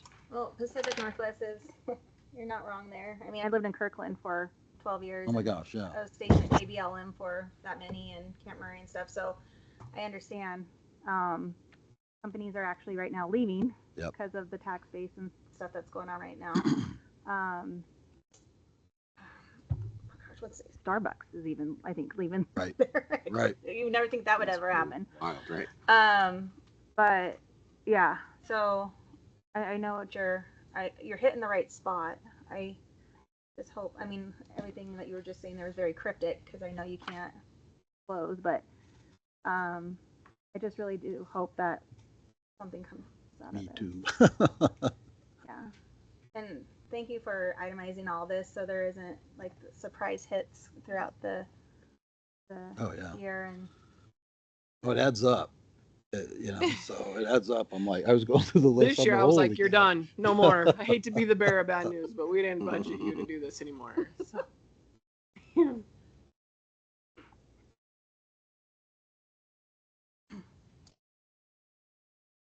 Dale, on you had the monthly Seattle Portland regional trips for total at 20,520. That would be effectively sales calls, sales trips. So I put it in there. Again, I don't know what my budget is. I'm not given a budget, what my number is. So, but if if the council and whatnot wants me to ratchet it up, that would be there to be able to get out there and see some companies. For example, I was just invited on a trip with one of the local organizations to go do some sales calls with some aerospace manufacturers. And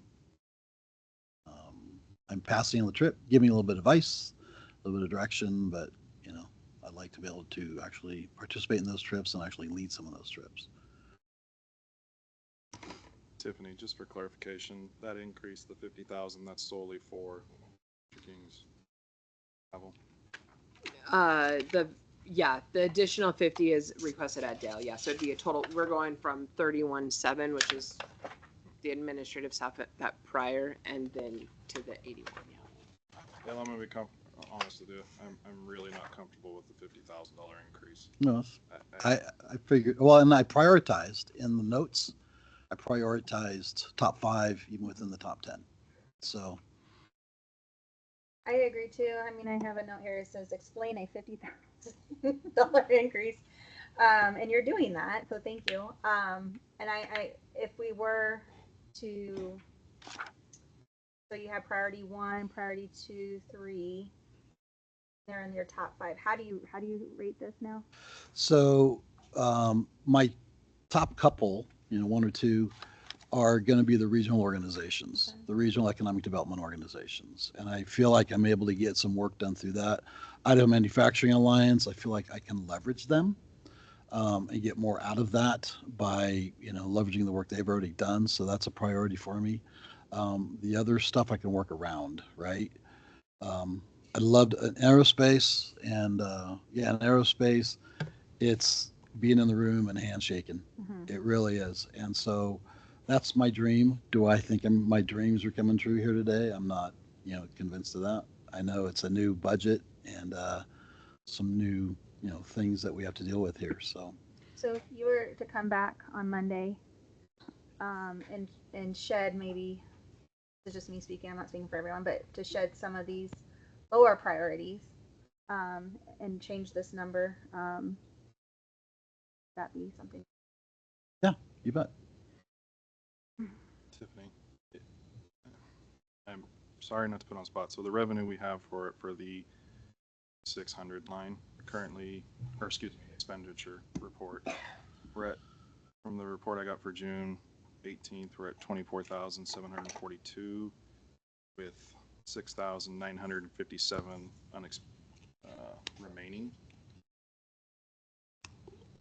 And maybe this is more for Mr. King, but what of that was trips for yourself? I'm sorry. It's just the expense line. How much have you spent this year in travel, do you think? A lot. I hate to tell you that, but I don't think, besides you guys, IT just went to training, and we didn't send anybody to Cassell yet because that's in August. And Mayor didn't travel, so I would say I feel comfortable. I could go get you the numbers for Charlotte Line. I could have them for you tomorrow, but I would say out of that expenditure, probably 80% is with economic development. So fair enough to say 20,000 out of the 24. Yeah. and then we're asking for another 50,000. Yeah, I have a very hard time with that. Sure.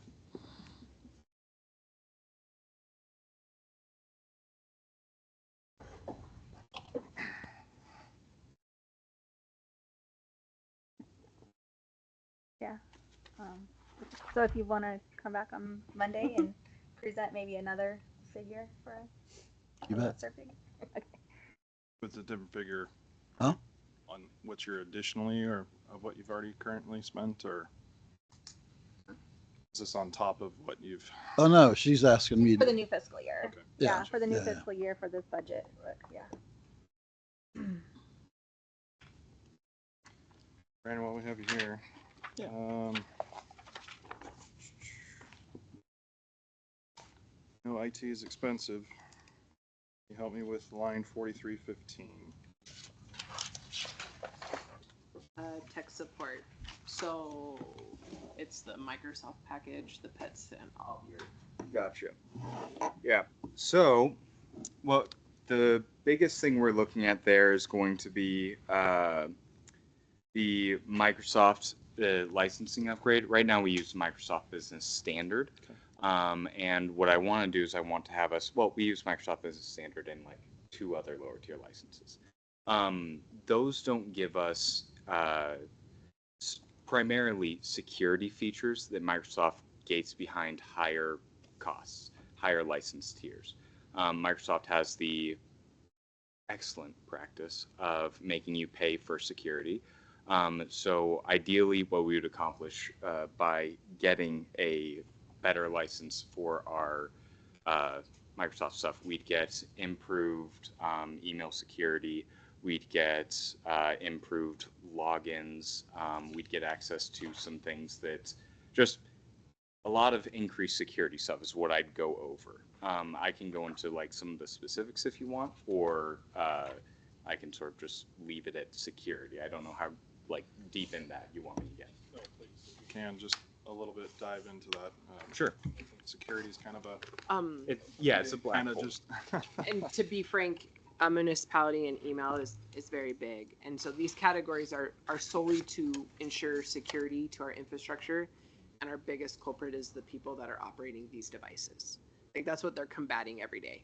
And your email is the biggest thing to get hacked into, to be honest. Something along the lines of 80 to 95%. I can't remember the exact statistic, but 80 to 95% of causes of like breaches are because of someone clicking on a link. It's phishing. 80 and 95% of all breaches are because of. So the main thing that we always try and make as secure as possible is just do some end user training to make sure that the users know to not click on things. But better than that is taking the decision out of the end user's hands and making sure that the bad stuff to click on never gets to them. Right now we use a couple different tools for that, but something along the lines of the Microsoft upgrade license, we'd see some better things. So one of the things that we can get with the increased license from going from standard to business premium, we get something called conditional access. That allows me to basically say, okay, if I'm logging in, here, and then all of a sudden Microsoft sees a login from me in New York, 5 minutes later, probably didn't travel that far that fast.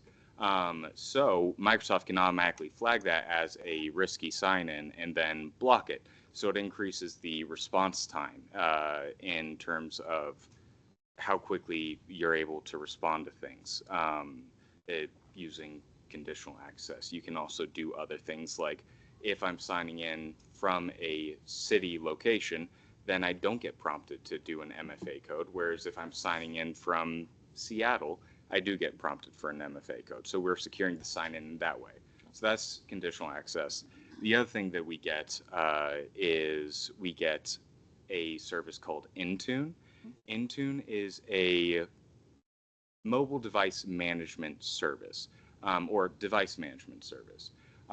So right now we manage our devices through a variety of ways, and Intune would give us just it would give us It would give us another way to do it, and it would allow us to get rid of some existing services we already use. Right now, we're paying Verizon extra for some mobile device management. We can absorb phones out of the Verizon line and go into the Microsoft line.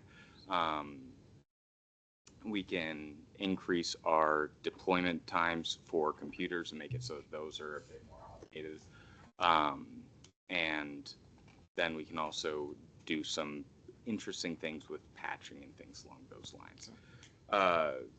The other things that we can get with the Microsoft premium licenses, we can get Defender for Endpoint. So Microsoft Defender is the built-in antivirus that you have.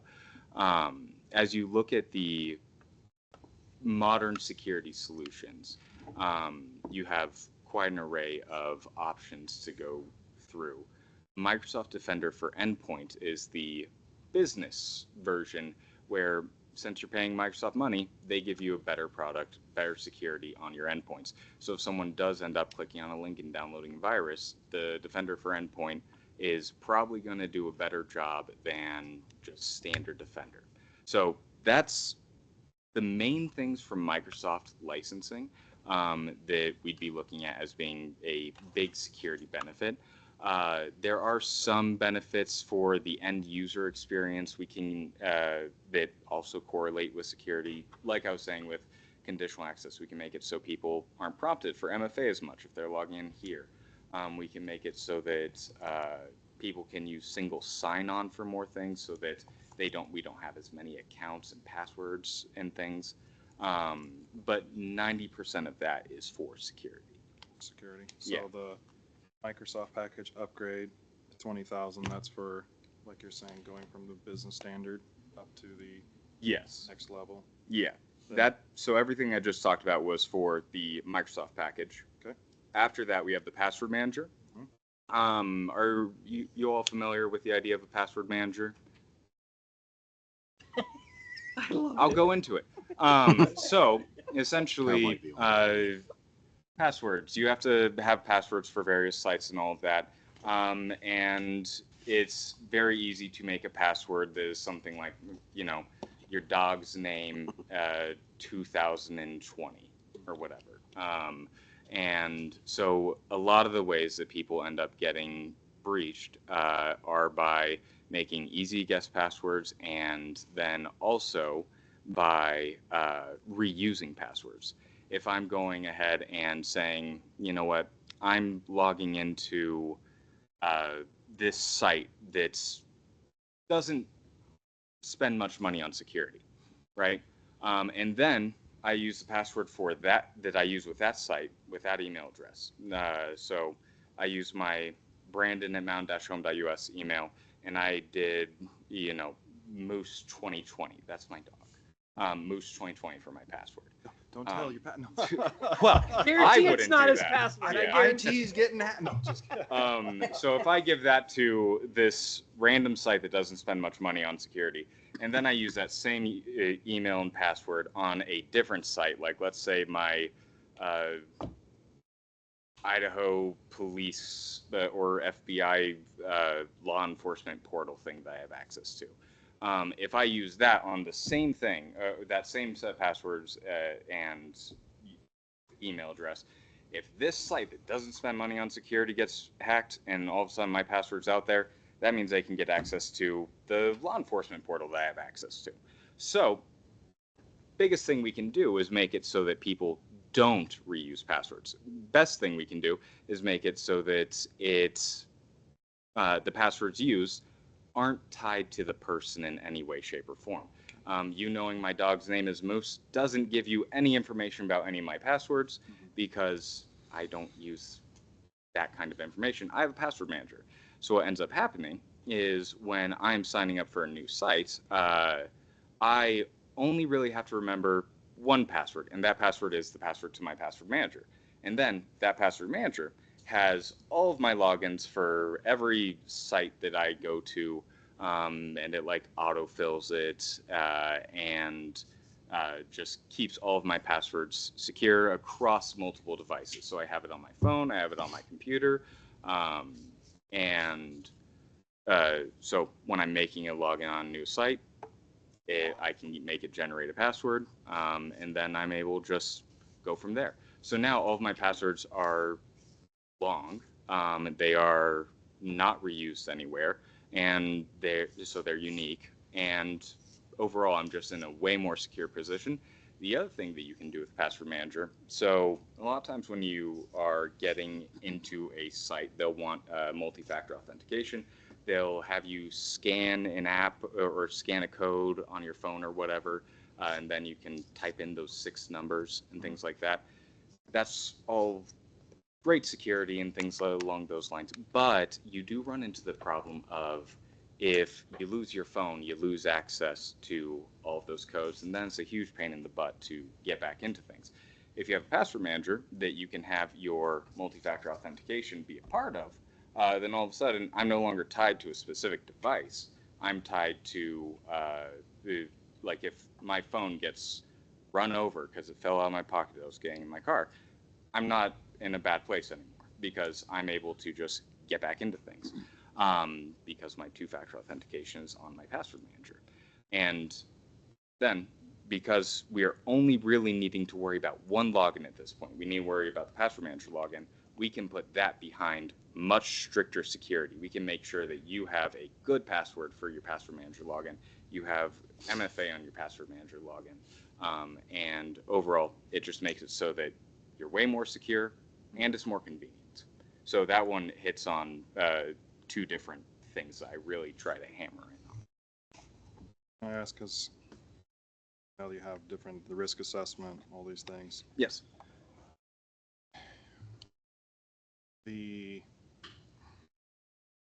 Tiffany, I think you said 85 to 90% is usually the users when it comes to that. I have to deal with the pesky training every year for myself at work with all that IT training. Oh, yeah, we have that. Once a year? Like I get it every month. Well, Yeah. Every quarter. Once a year for Yeah, we get it once a year quarterly. for one thing, and then there's several others. But just curious because you touched on it. You usually do user training in the event of a hack or something of that nature. Is that all kind of tracked to just kind of see about, like repeated use and things of that nature? Or I'm just curious about the training because if this sounds great, but I'm just kind of curious, if it's one of those of, is this a training issue or is this an actual program, So 60 some $1,000 kind of we're looking at for some of these things. So the security awareness training that we use KnowBe4. We also have another one that we can use that comes with like another product I'm purchasing. It's just I haven't switched anything over.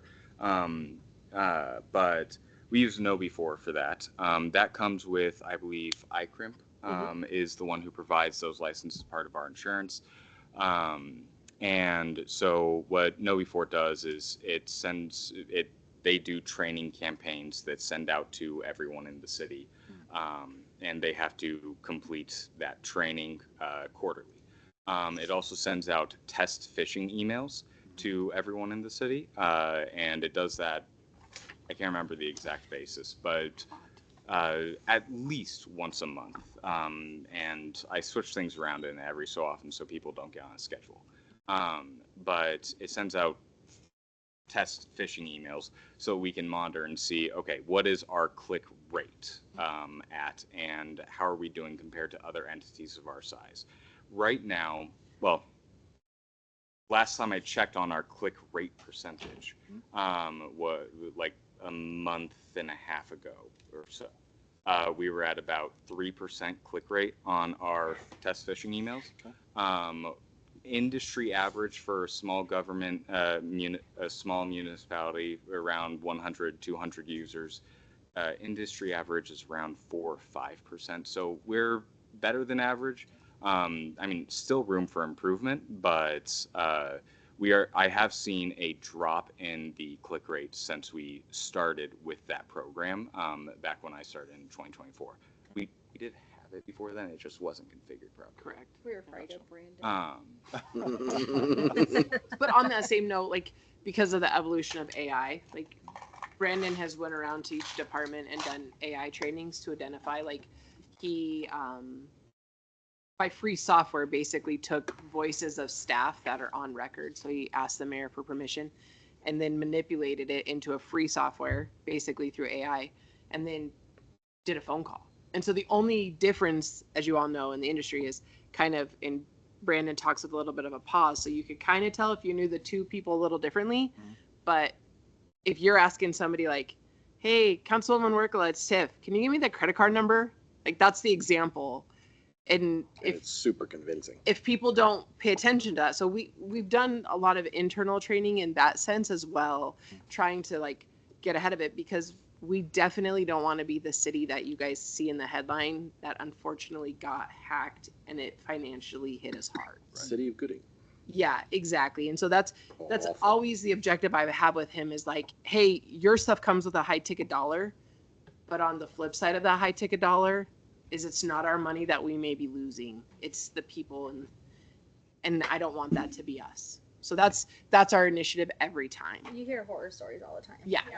And we've had those calls. Like I took a call where they wanted to verify a charge on our Wells Fargo card. And they had the last 4 digits of our card. Mhm. And then they said, hey, can you verify the charge? Just give me the rest of your card. And I'm like, wait, you called me? Yeah. No. Yeah, so they didn't get very far. But you want to know, like, hey, without the training and the expertise Mhm. of our IT department, who's going to question it? So we've had those calls. And that's good info. I guess Yeah. I'm just trying to, in my mind, is this have we crossed a threshold where, training has been maxed out and, we see great, it sounds like been seeing some great success with training in that.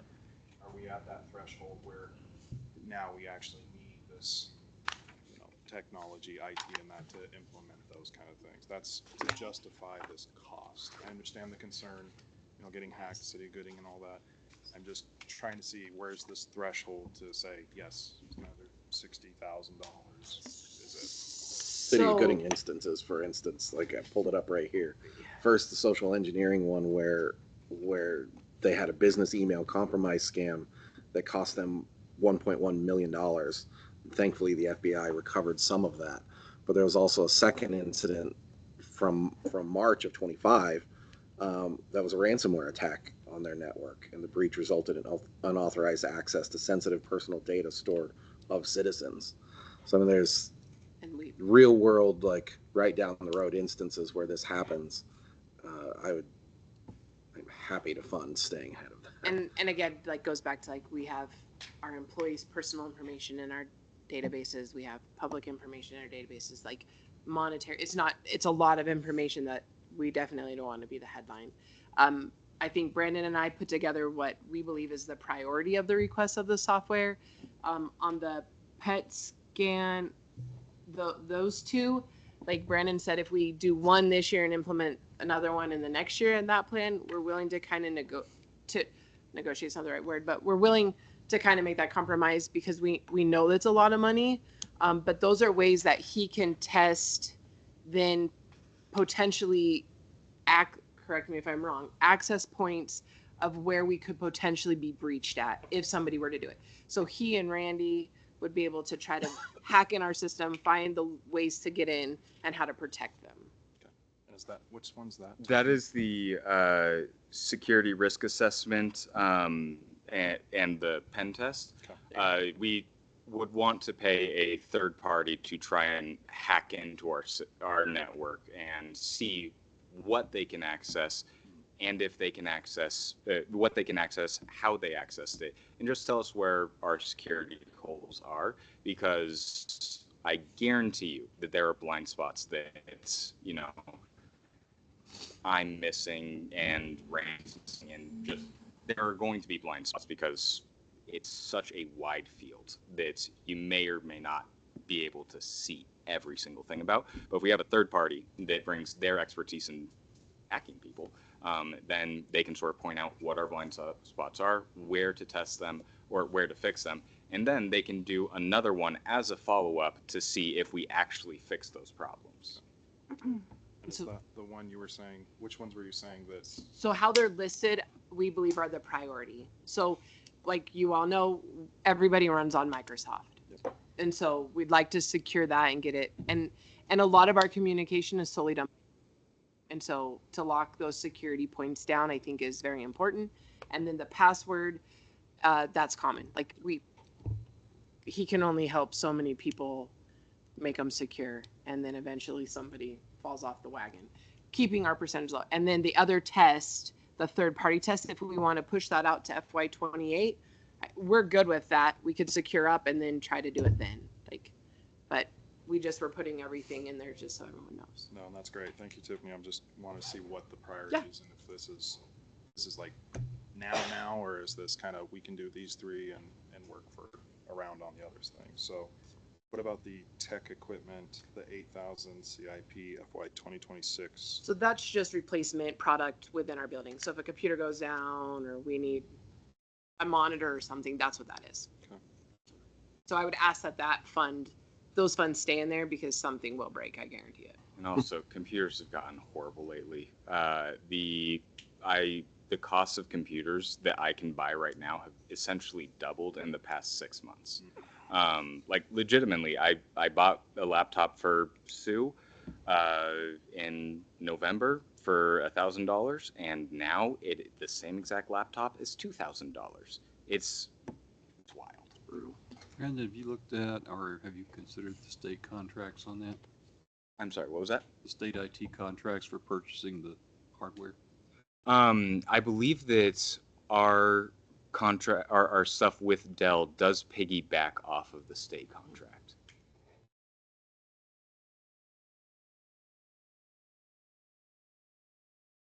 I have a question about when you're mentioning holes. So I'll go to the park and I'll pull up my city computer and I'll click on the button, say yes, I agree. Yeah. But then it says, warning, other people may see your work. Yeah. I always question that. I'm like, So that's a warning that your computer's probably giving you because you're on a public network. but is that a risk that I'm taking then? So whenever you're on a public network that is, if you're on a Wi-Fi network that has no password or anything along those lines, that's always a potential that other people can like try and snoop.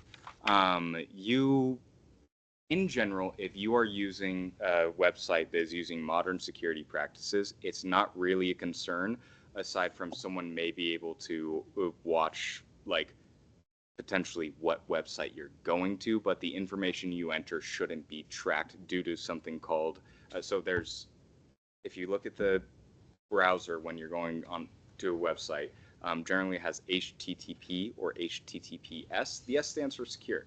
If you're on an HTTPS connection to a website, then the information you're inputting into it, like your credit card number for Amazon or something, will not be able to be seen by another person. Whereas if you are connected to something using HTTP, then that is more of a concern, especially when you're using a public network that anyone is able to connect to. So that's probably where you're seeing that warning pop up. Yeah, I just, because, like, the only thing I use this for is for the Civic Plus and then for emails, right? Mhm. And so that's where I'm just kind of like, well, I don't know if someone was actually able to look at the stuff that the city has going on. So long as the thing that you are connecting to is a modern site that's invested in their security, you shouldn't have an issue. Okay. I'm really happy to see this forward look. I mean, since early 24, when you worked with BSU and the cybersecurity group there, addressing potential SCADA, open pathways that have become important in the realm of public works. Our proximity to the Air Force Base, like you guys did fantastic work then. I'm glad to see this forward look on vulnerabilities. Big thing for municipalities. Yeah, the biggest thing, in my opinion, on this is just the cost of downtime. I put a little note in there on my IT memo about the cost of downtime, just from purely a salary, like look at things. We, for every hour that the city is down, IT wise, the city is spending around 3,300 or something like that, per hour on salaries that people can't do their work properly if things are down. If we ended up getting breached by a ransomware attack or what have you, and it took us 40 hours to recover from that ransomware attack, and during that time, people aren't able to work, that would be $130,000 in terms of lost labor hours that we would be seeing. And that's just the cost of labor hours. That's not accounting for any of the other stuff that may be associated with a ransomware attack, such as lost data, reputational damage, what is it called? Identity protection services for any lost info, and the fact that all of your data would probably be floating out there in the ether. So, I'm an IT guy. I like tech and all of that, and I think that spending money on security is a pretty important deal. So when I look at the costs of downtime versus the cost of investing in security, it always makes sense to me to sort of spend that money that's guaranteed versus spending way more potentially down the line if we get hacked. I 100% support everything you have here. Why not? I mean, you're already saying we're going to come back next year and ask for this as well, right? You're going to keep asking. And I just know that technology, the stories I've heard from close ones where they actually had to pay the ransom. This large corporation had to pay the ransom. They had no other choice. They couldn't track it down. The FBI, whatever, couldn't track it down. They had to pay it to get their client information back. I think for 15 years, I was underneath that, what do you call it? That identity protection freeze because the DOD got hacked and my information got taken, right? Yeah. And so, I understand. It's crazy. And then I would look up on there because it would say, hey, you got a warning, and say, yeah, someone's trying to use your date of birth. Someone's trying to use your social or whatever. I'm just like, oh my goodness, it's just crazy how much they're trying to always ping you. So I support this just because of how, my husband's identity got stolen one time, right? When he gave his car through a drive-through, they took it and they ran it through a card reader. It just, it's just crazy. So he won't even, if he uses a card, he goes inside, right? It's just, there's just so many different ways that they can get you. So I support this. No, it's wild nowadays. My father-in-law works at the INL, and they deal with nuclear stuff and all that. You'd figure that they would have much better security in place than a lot of other places. I can find his social security number on the internet because they got hacked a few years ago. Not just that, his bank account details, address, everything. It's insane. There are bigger fish than us getting hacked. The main thing that is protecting us is the fact that we are not that interesting of a target. That's good. See Tiffany's. I was gonna say because we have you. And that helps. Yeah, it's like putting a lock on your door. It keeps an honest person out. You make it so that you're harder to get into than the next house, right? Well, and you're mentioning just an hour shutdown.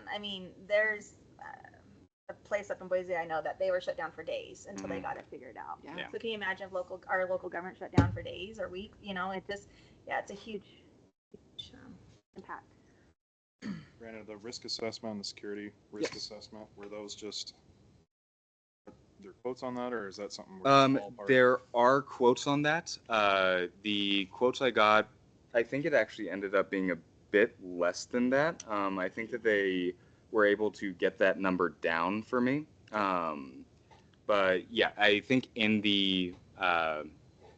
that folder there should be a quote that they were given, not a final one, but I got quotes from at least 2 different companies on this. So this isn't a guess. This isn't some 15. Okay. Appreciate you going in depth on that because again, it's one of those of I understand security, but 70,000. Excuse me. almost $70,000. Like, let's talk about it a little bit. Oh, yeah, understandable.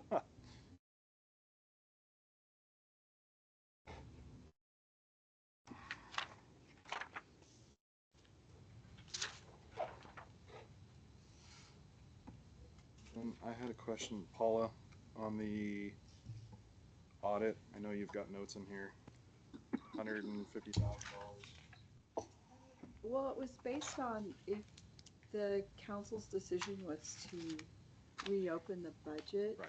Yeah, so if that's not anything the council's considering, we can reduce that back down to, because I didn't get a feel for that when the grants were presented. We can reduce that back down to 98. I think we had a lot of, from the grant list that we had, there's been quite a few grants that have been cut out. Trimmed, yeah, Trimmed. definitely. Or moved. I think there were some that were moved because they'll come back to you next year. That paperwork that says, hey, we're eligible for 2020. Yeah, so if it's not a consideration, we can move it back down to 98. One of those would be that land and water on the tennis courts that we spoke was- about, because it doesn't, we'd have to apply this year, so we're gonna have to get you a green sheet to apply.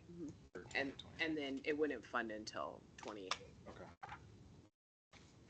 So are we getting, I'm sorry, are you done with that? Your question? I was gonna say, so that's just for reopening the budget. And the audit fees. Yeah. For both, for pre-audit, and so it's for Harrison Co. and So- Bailey and Company and Sorensen. Sorensen. So it's for two. Every time you reopen the budget, you have to get the audit done on, So they will do our original Mhm. publication, and then they'll start over with the reopened one. And it there's, has to be both companies. oh, yeah. So every time you reopen the budget, both audit companies have to come in and. Okay. It's a whole Yeah. I didn't want to interrupt you. Are you done, Council? Yes, sorry.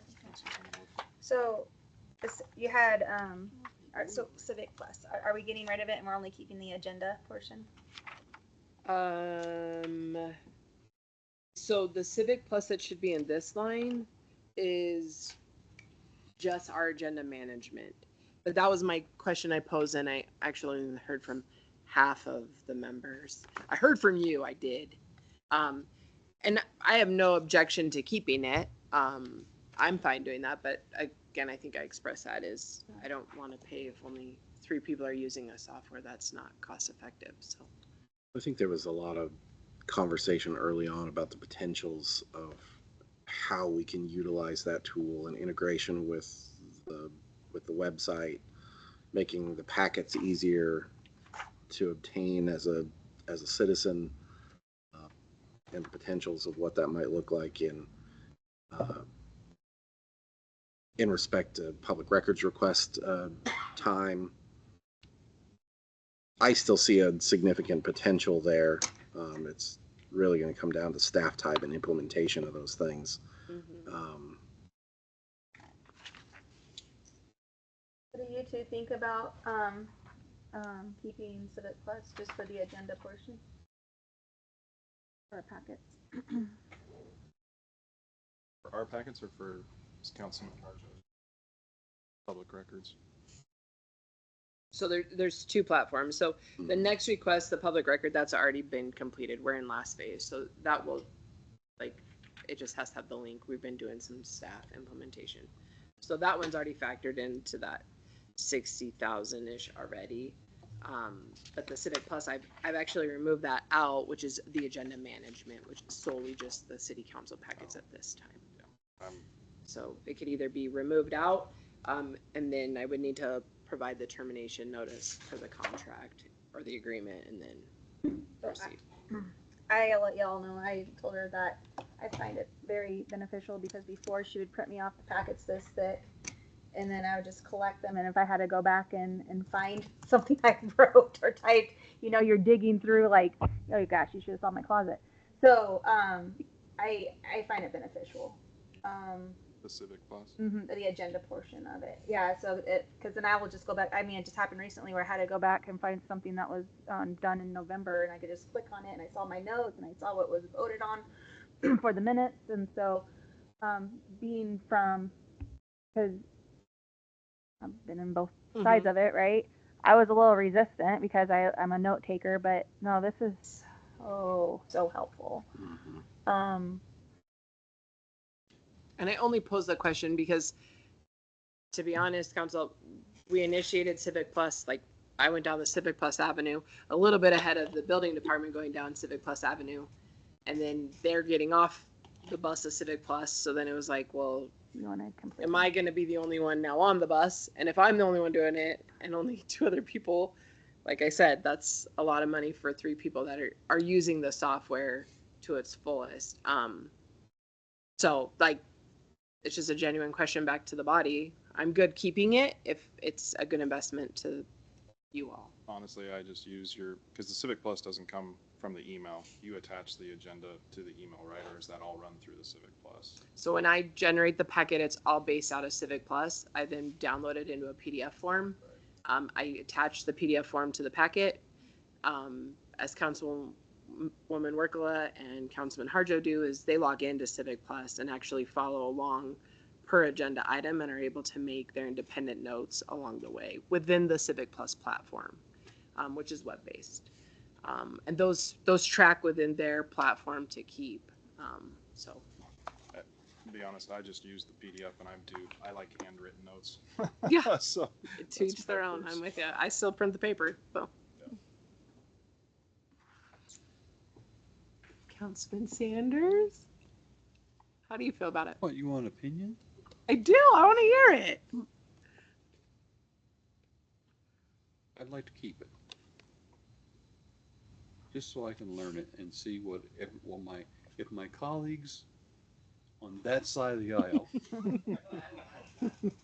have found there being value to it, perhaps this old dog needs to learn a new trick.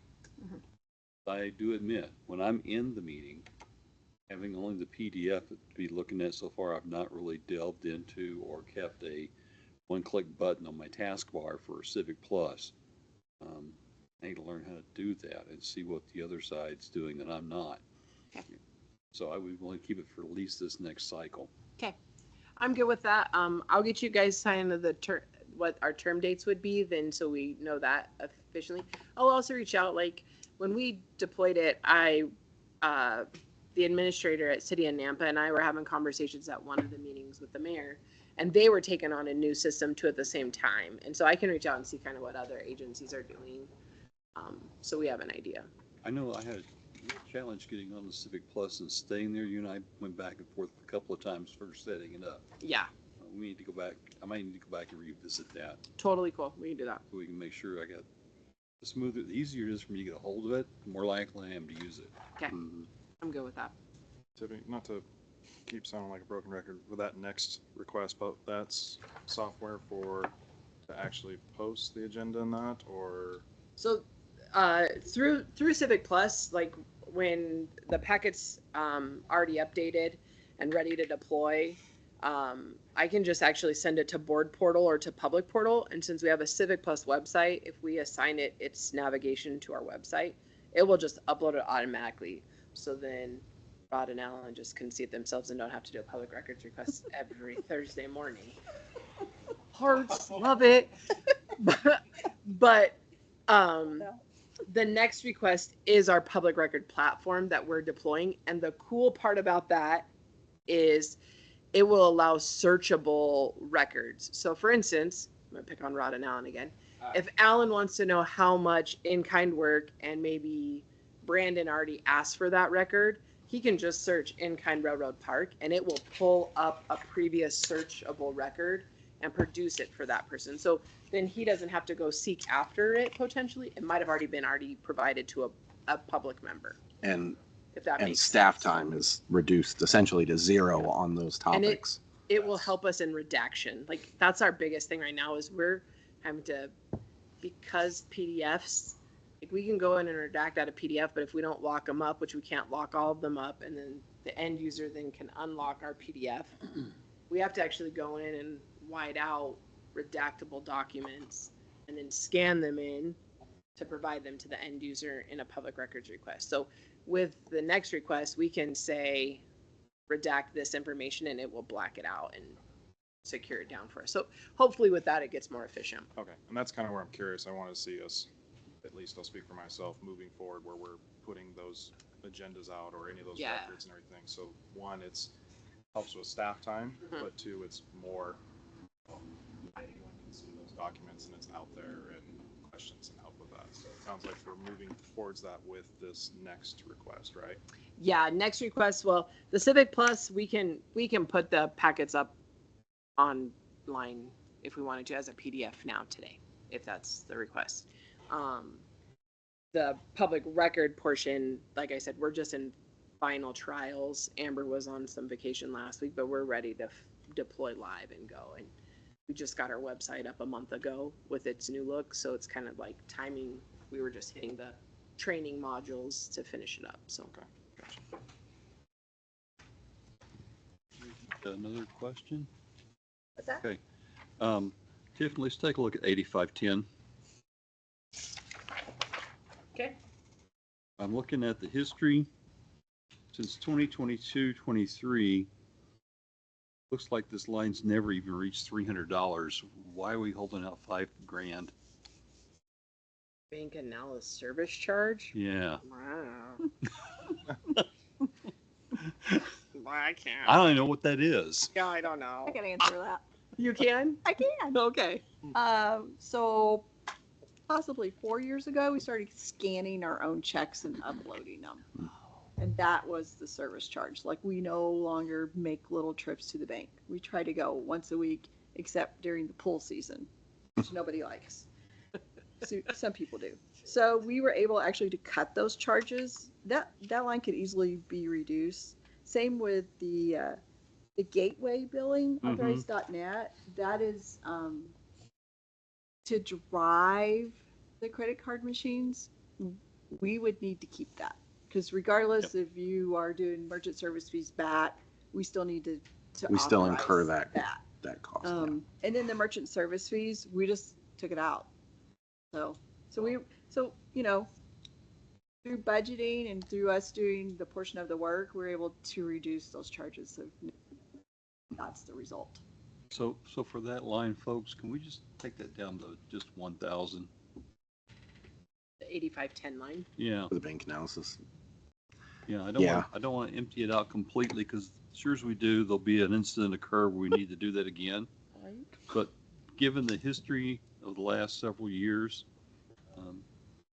I know it's pinching pennies in a way, but we're going to be penny wise here in order to be pound foolish later, I'm sure. I agree with the reducing it. I think it's one of those of.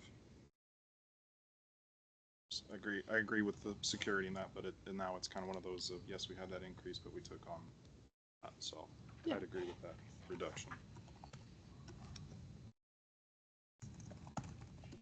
And then you're getting rid of 8520, you said, or 8520 needs to stay the needs to stay? gateway. Okay. But the 8530, which is the merchant services lines, we would just need to know your guys' direction on whether we put that back to consumer and Yes. how we want to proceed with that. So that's that's guidance we need from you guys. And that shows up on several of the budgets we've looked at today. Correct. Yeah. Has there been any add up across the board total? What's the total amount of fees we're dealing with? I could tell you, I placed it in the spreadsheet. Let me see here. That's one of my challenges I'm finding for myself as we go through this. We have some costs that have been centralized and some that are spread. Yes. So the departments that it is hidden is animal control, city hall, golf, library, rec, water, wastewater, sanitation. And in this budget year that we're operating in today, it was $112,890. And as of the May 30th report, we've expended $122,804. So we're negative about 9,000. And the lines that are negative, are the utility billing side, which is water, wastewater, sanitation, and we're not even through the rest of the year. So I would anticipate you're going to be probably 20-ish thousand negative.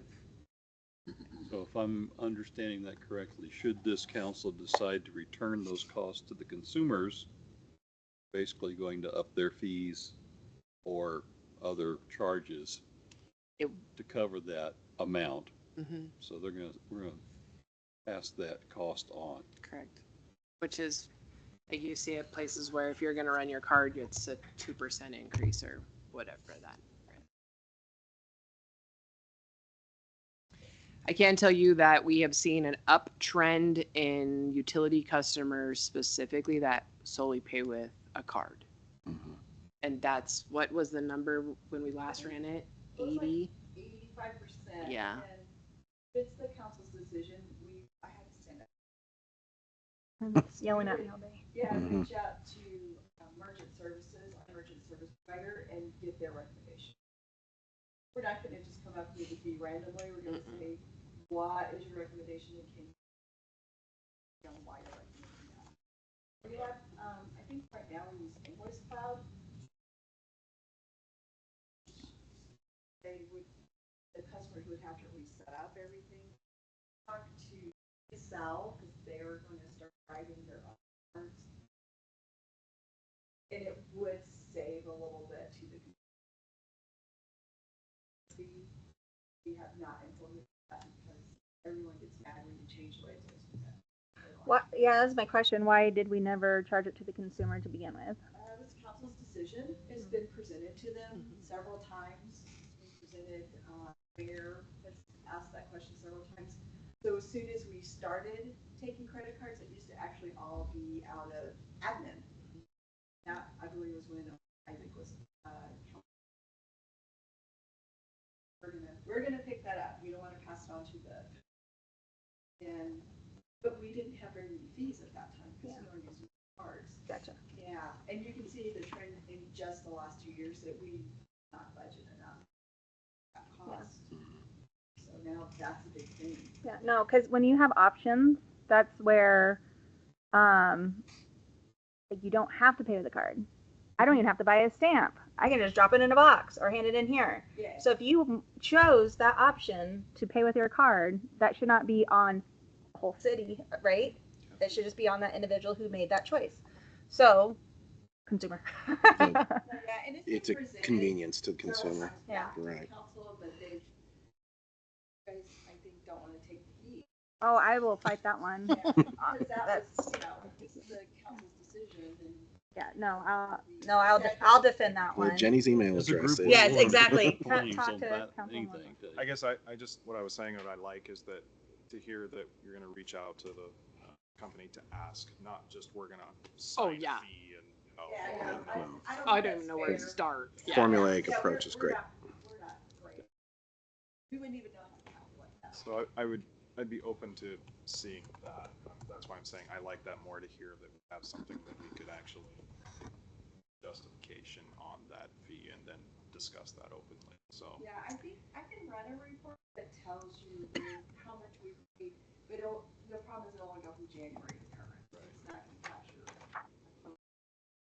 But yeah, we can probably even just, we want to have that after you on that. And the mayor brought a valid point up the other day when we were talking about it and generating the memo was, does that involve a resolution now that the city is now assessing whatever the fee is to the consumer? Does that have to be by resolution because it's essentially being passed off? And I can't answer that. So that's something that we're gonna have to engage with legal, and Sure. then does that require a public hearing? What is that, right? Yeah, So those are all things that have to be answered. But directionally, we just need to know from you guys. I'll say I'd like to see the option and the what we get back for a justification. To Okay. make a decision between it. It's just my opinion. Okay, we will have that for you on Monday, hopefully. And then another thing from me. Mhm. Let's look at 9900 capital outlay. Tiffany, maybe need more. I don't know. Juniper switch upgrades and servers. Oh, that's back to Brandon's wheelhouse. Juniper.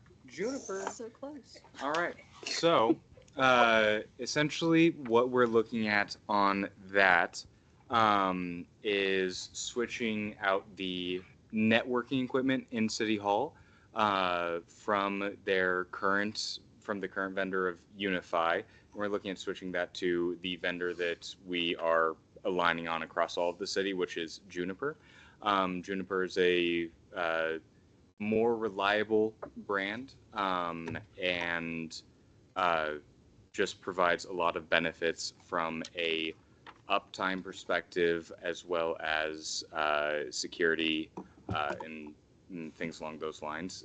By standardizing on one vendor for networking equipment, we're able to make it so that, instead of jack of all trades, master of none, the IT team can be a master of, well, in this case, Juniper. What's the expected life cycle of your servers? Servers are along the lines of 5 to 7 years is what I would be doing. With 7 being if we're just pushing it back. I would prefer it to be around every 5. Okay. Do these networking servers have any work that's attached to them as part of the service provided through the fiber optic? No. So they're completely standalone from the fiber optic? Yeah, fiber is purely a separate network. The divorce happens so we get all of our information or all of our internet from the ISP, the internet service provider, Iron. And then once Iron has a piece of equipment in one of the fiber huts, and that piece of equipment, their firewall, splits off into the city's internet, and it splits off into fiber stuff. So right at that very highest link in the chain, fiber and the city are split away from each other. So where's the marriage come in? If I'm sitting on one of these laptops and here on our Wi-Fi, and I'm looking on the internet, I'm using services through Iron, essentially, correct? So you are using services through Iron. So the city hall is linked to the fiber hut via fiber, but it is not. Sorry, I thought that you were talking about the public-facing fiber that we provide to residents. No, there is the fiber backbone between buildings. So if you think of the internet as just being a chain, and every single link in that chain, you have to have every single link connected in order for it to be one continuous piece, with the end of the chain being the internet as a whole.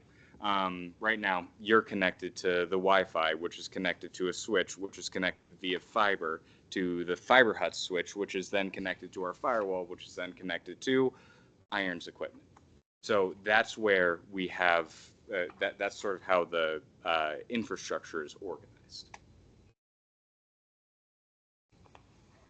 And these are not dedicated to fiber as the residential project at all. No. It is just because the information travels down a fiber optic line does not indicate that it is tied to the residential project in that sense.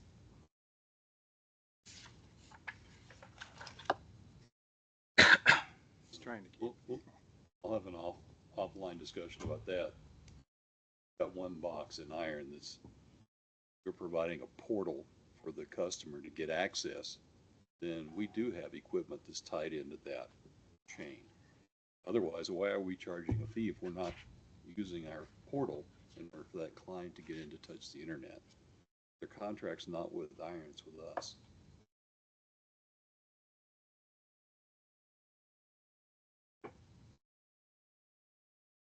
So Iron, for the consumer, let's say like me, my ISP provider is from Ammon, Idaho. So there's 3 ISP providers. So Iron is kind of the highway that those 3 ISPs can come in to the city. Where we have it, like Brandon said, it splits. One goes to the customer, one goes to city stuff, and that's the division. And don't, I'm not trying to, like, are you trying to say, does one come into one server and then splits it? Well, when we offer this service to a citizen, we're not offering it just anybody in the public, we're doing it to our fire citizens. Our equipment provides a gateway for them to access, for their ISP provider to access them. That's going through Iron, who links has the highway that these folks make that connection between their home and their ISP. We've got equipment in there somewhere in that link. Otherwise, we're charging for a fake portal. But we have a portal. That's how we get the ISP provider and the customer doing business, and we charge for that access. So unless Iron is completely independent of the city's equipment, which it's not, then don't we have some part of our equipment providing that portal? So I believe the answer to that would be yes, but it's fiber equipment. Like the in the fiber hut, you've got so when I was talking about Iron's stuff, that is the that's the demarc point. That's where Iron brings in their connection, and then after that point, that's where the city municipal network comes in. So you've got it split off. So it goes to Iron's firewall. Then we have this one branch that goes into the city network. City network is purely city network. Never talks to any of the infrastructure or any of the residential stuff. Residential is completely divorced, except for the fact that it touches the same internet service provider equipment upstream. The actual fiber infrastructure from the Iron's firewall, that goes to some fiber switches at the fiber hut, and then that goes through various fiber pathways to the actual residential homes. So there is equipment that the city owns, the fiber switches that they own, but that is not related to internal city networking. Our expectation then is with this equipment, especially for the servers, it's going to serve only city government functions. Correct. And we hope to get at least 5 at the max 7 years out of it. That's correct, yes.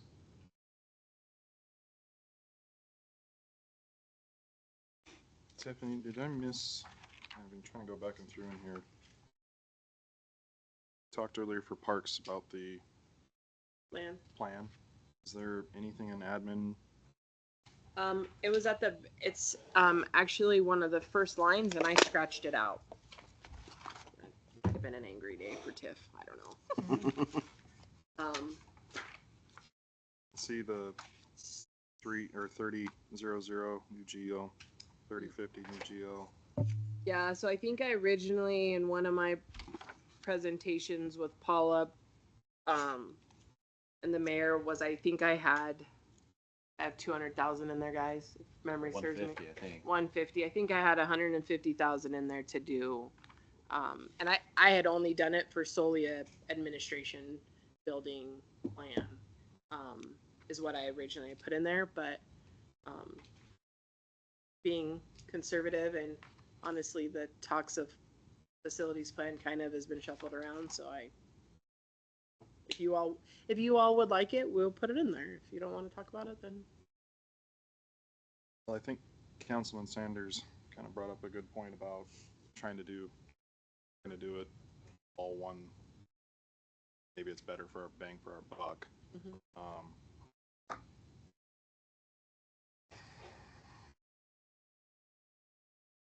But I know we're kind of on a timeline here because are we going to be able to really figure out if it comes,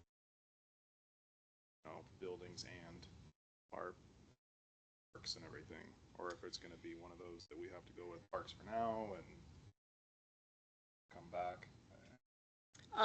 We have fairness, Clearwater.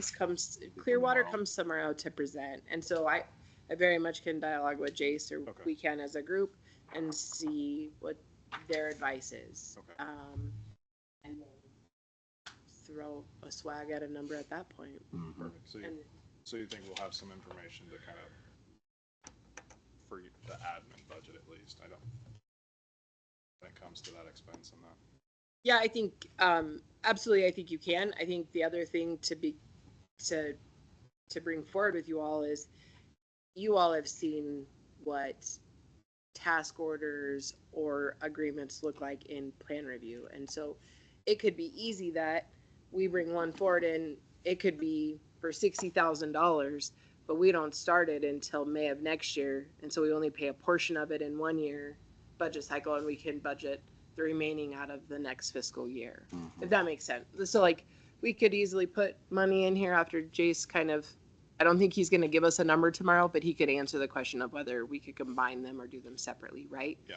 And then we could add numbers and decide if we don't have enough, then we spread it out over 2 budget years and we get the information we wanted. And that's what I'm curious is we're gonna be able to get the information, understand if we can, or if it's really gonna be a separate and we have to And- talk later or down the road for the facility one. And not to, I'm sorry I interrupted, but when I talk to the people, like if someone's going to put in an RFP or they call and ask a question for it, I'm going to be honest with them and tell them, hey, this is probably a 2-year cycle out in budgeting for us, just so you're aware. Like I'm pretty open with everybody in that sense. I'm not going to tell them, hey, we have 50,000, that's it. They could probably go look it up and figure it out. But I try to tell them, hey, we're going to have to bust this out over 2 years to make it work.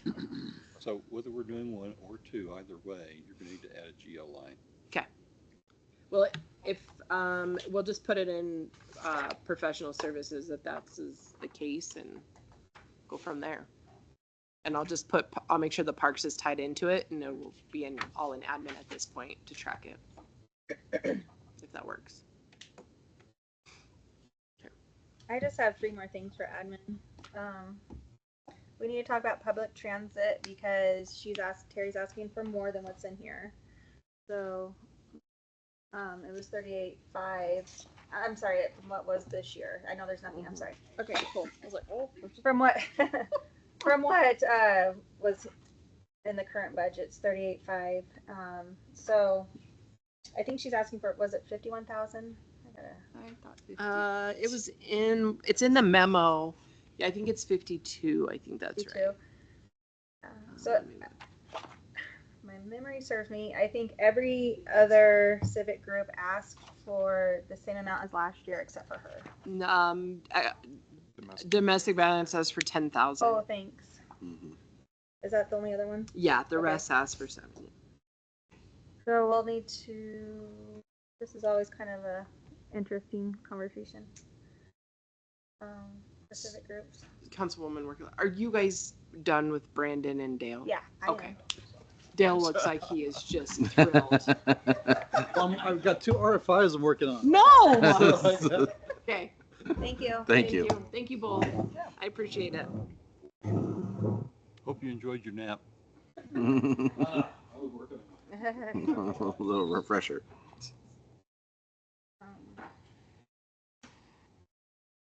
Yeah. If you guys ever watched the previous years between Councilman Brennan and myself, this has always been a contentious one.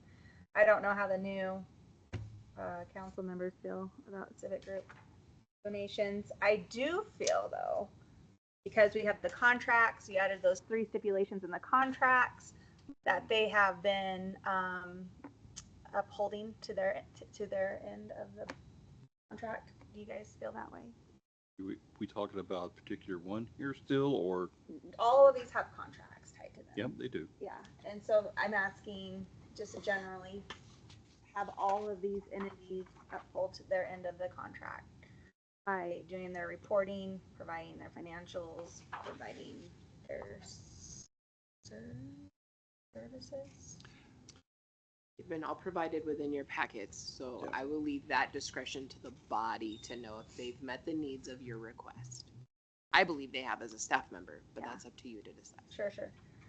Well, to the extent that the requirement was made and a response was received, I can check off all 3 boxes. Were there a couple of them that left me wondering a little bit more? That's for us to go back as the contract monitors and make sure we get our questions answered and or let folks understand what we meant when we put those 3 requirements in there. But to the extent this is the first time we've come up with a budget, correct me if I'm wrong, this is the first budget time post under contract. So learning curve is in effect, and from my perspective, on both sides, how we best monitor it and how they best respond to it. So yes, in that regard, I put all of them in the green category this time around. Agreed. I think I agree as well. The standing rate has been 7,000 for the last, you can see, several years. You guys heard what I told Terry on the public transit part. I really do struggle with having it be a free service. I understand, you know, the seniors and the disabilities and stuff, but she had it categorized in 4 different columns. And when you had about over 2,200 people, adults that didn't fall on any seniors or disability, I feel like there should be some type of compensation.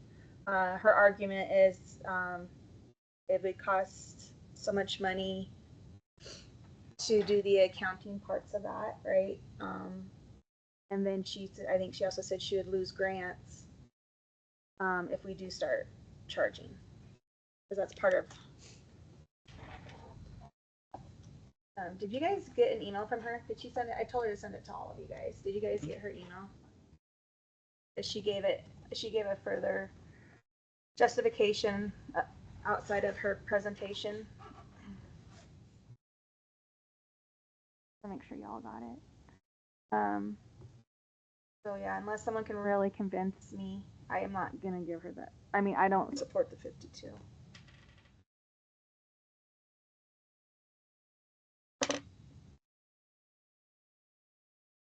Well, I don't know that I'll be able to convince you. Mhm.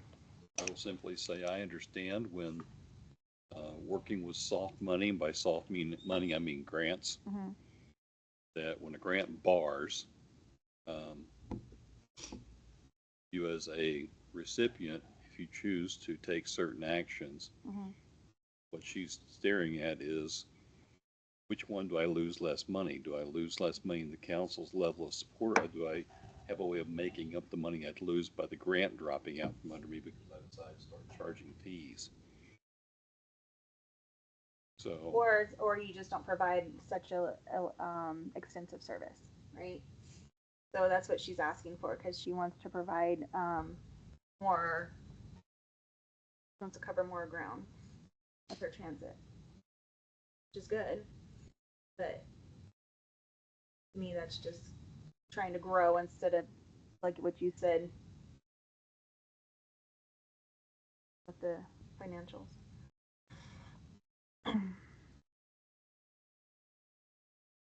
This will be a hard one for me.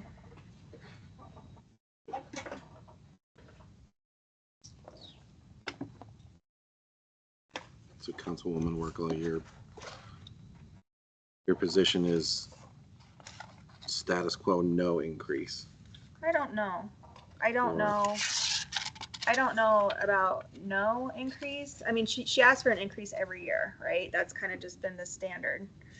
And that was Danielle Brennan's thing, is like, once you start putting someone on a civic group and you start giving money and then you give them more money every year, then, you know, where you cap that, right? Because try telling all these groups you're going to go back down to 5,000 back in the year 2023, right? They'll be like, no, I don't like that. So, I don't know. Where is her budget thingy here? Here it is. So, let's see here. Seniors are 3,847. Disabled 1,181. That's service. Wheelchair 101. Youth is 131. Adult is 2,214. So that's where I'm struggling with. More adults take this than disabled. I, No, it's that. There's an asterisk with that, right? Like, not all disabilities are visual, first and oh foremost. my gosh, yes, 100%. So like, there's Yeah. there's that part of that consideration. No, 100%. But I also I think the importance of taking into the context the value of the free ridership when it comes to access to healthcare, access to food, access to the senior center, access to social events. Not everybody has a car, not everybody has a driver's license. Understanding that those factors can be set aside themselves. We as a body, and in our previous iteration as a body, we've made a lot of consideration for people on fixed incomes across the board. And as a community, providing free ridership kind of dovetails with that mindset. If we're worried about rate increases as a whole, rate increase for charging a rate for community transit access for people to go to their doctors, to go to the clinics, to go to the shopping, for food. I mean, that's an interesting balance point that we should consider. No, I mean, and you don't have more empathy than I, because being raised in Lincoln, Nebraska with a single mom, we didn't have a car for probably about, I would say, 7 or 8 years of my childhood. And so we were reliant either on our bikes or the bus. I had a grocery cart that my brother was extremely embarrassed about, but anyway. And so I remembered, always had to have my quarter, my dime, and my nickel, right? I had to have my 40 cents. So I just remember that, even at my young age then, I had to have those 3 coins in my pocket so I can get from point A to point B. And so in my mind is like, even with, strapped income, single parent, that type of thing, we still paid, right? And so that's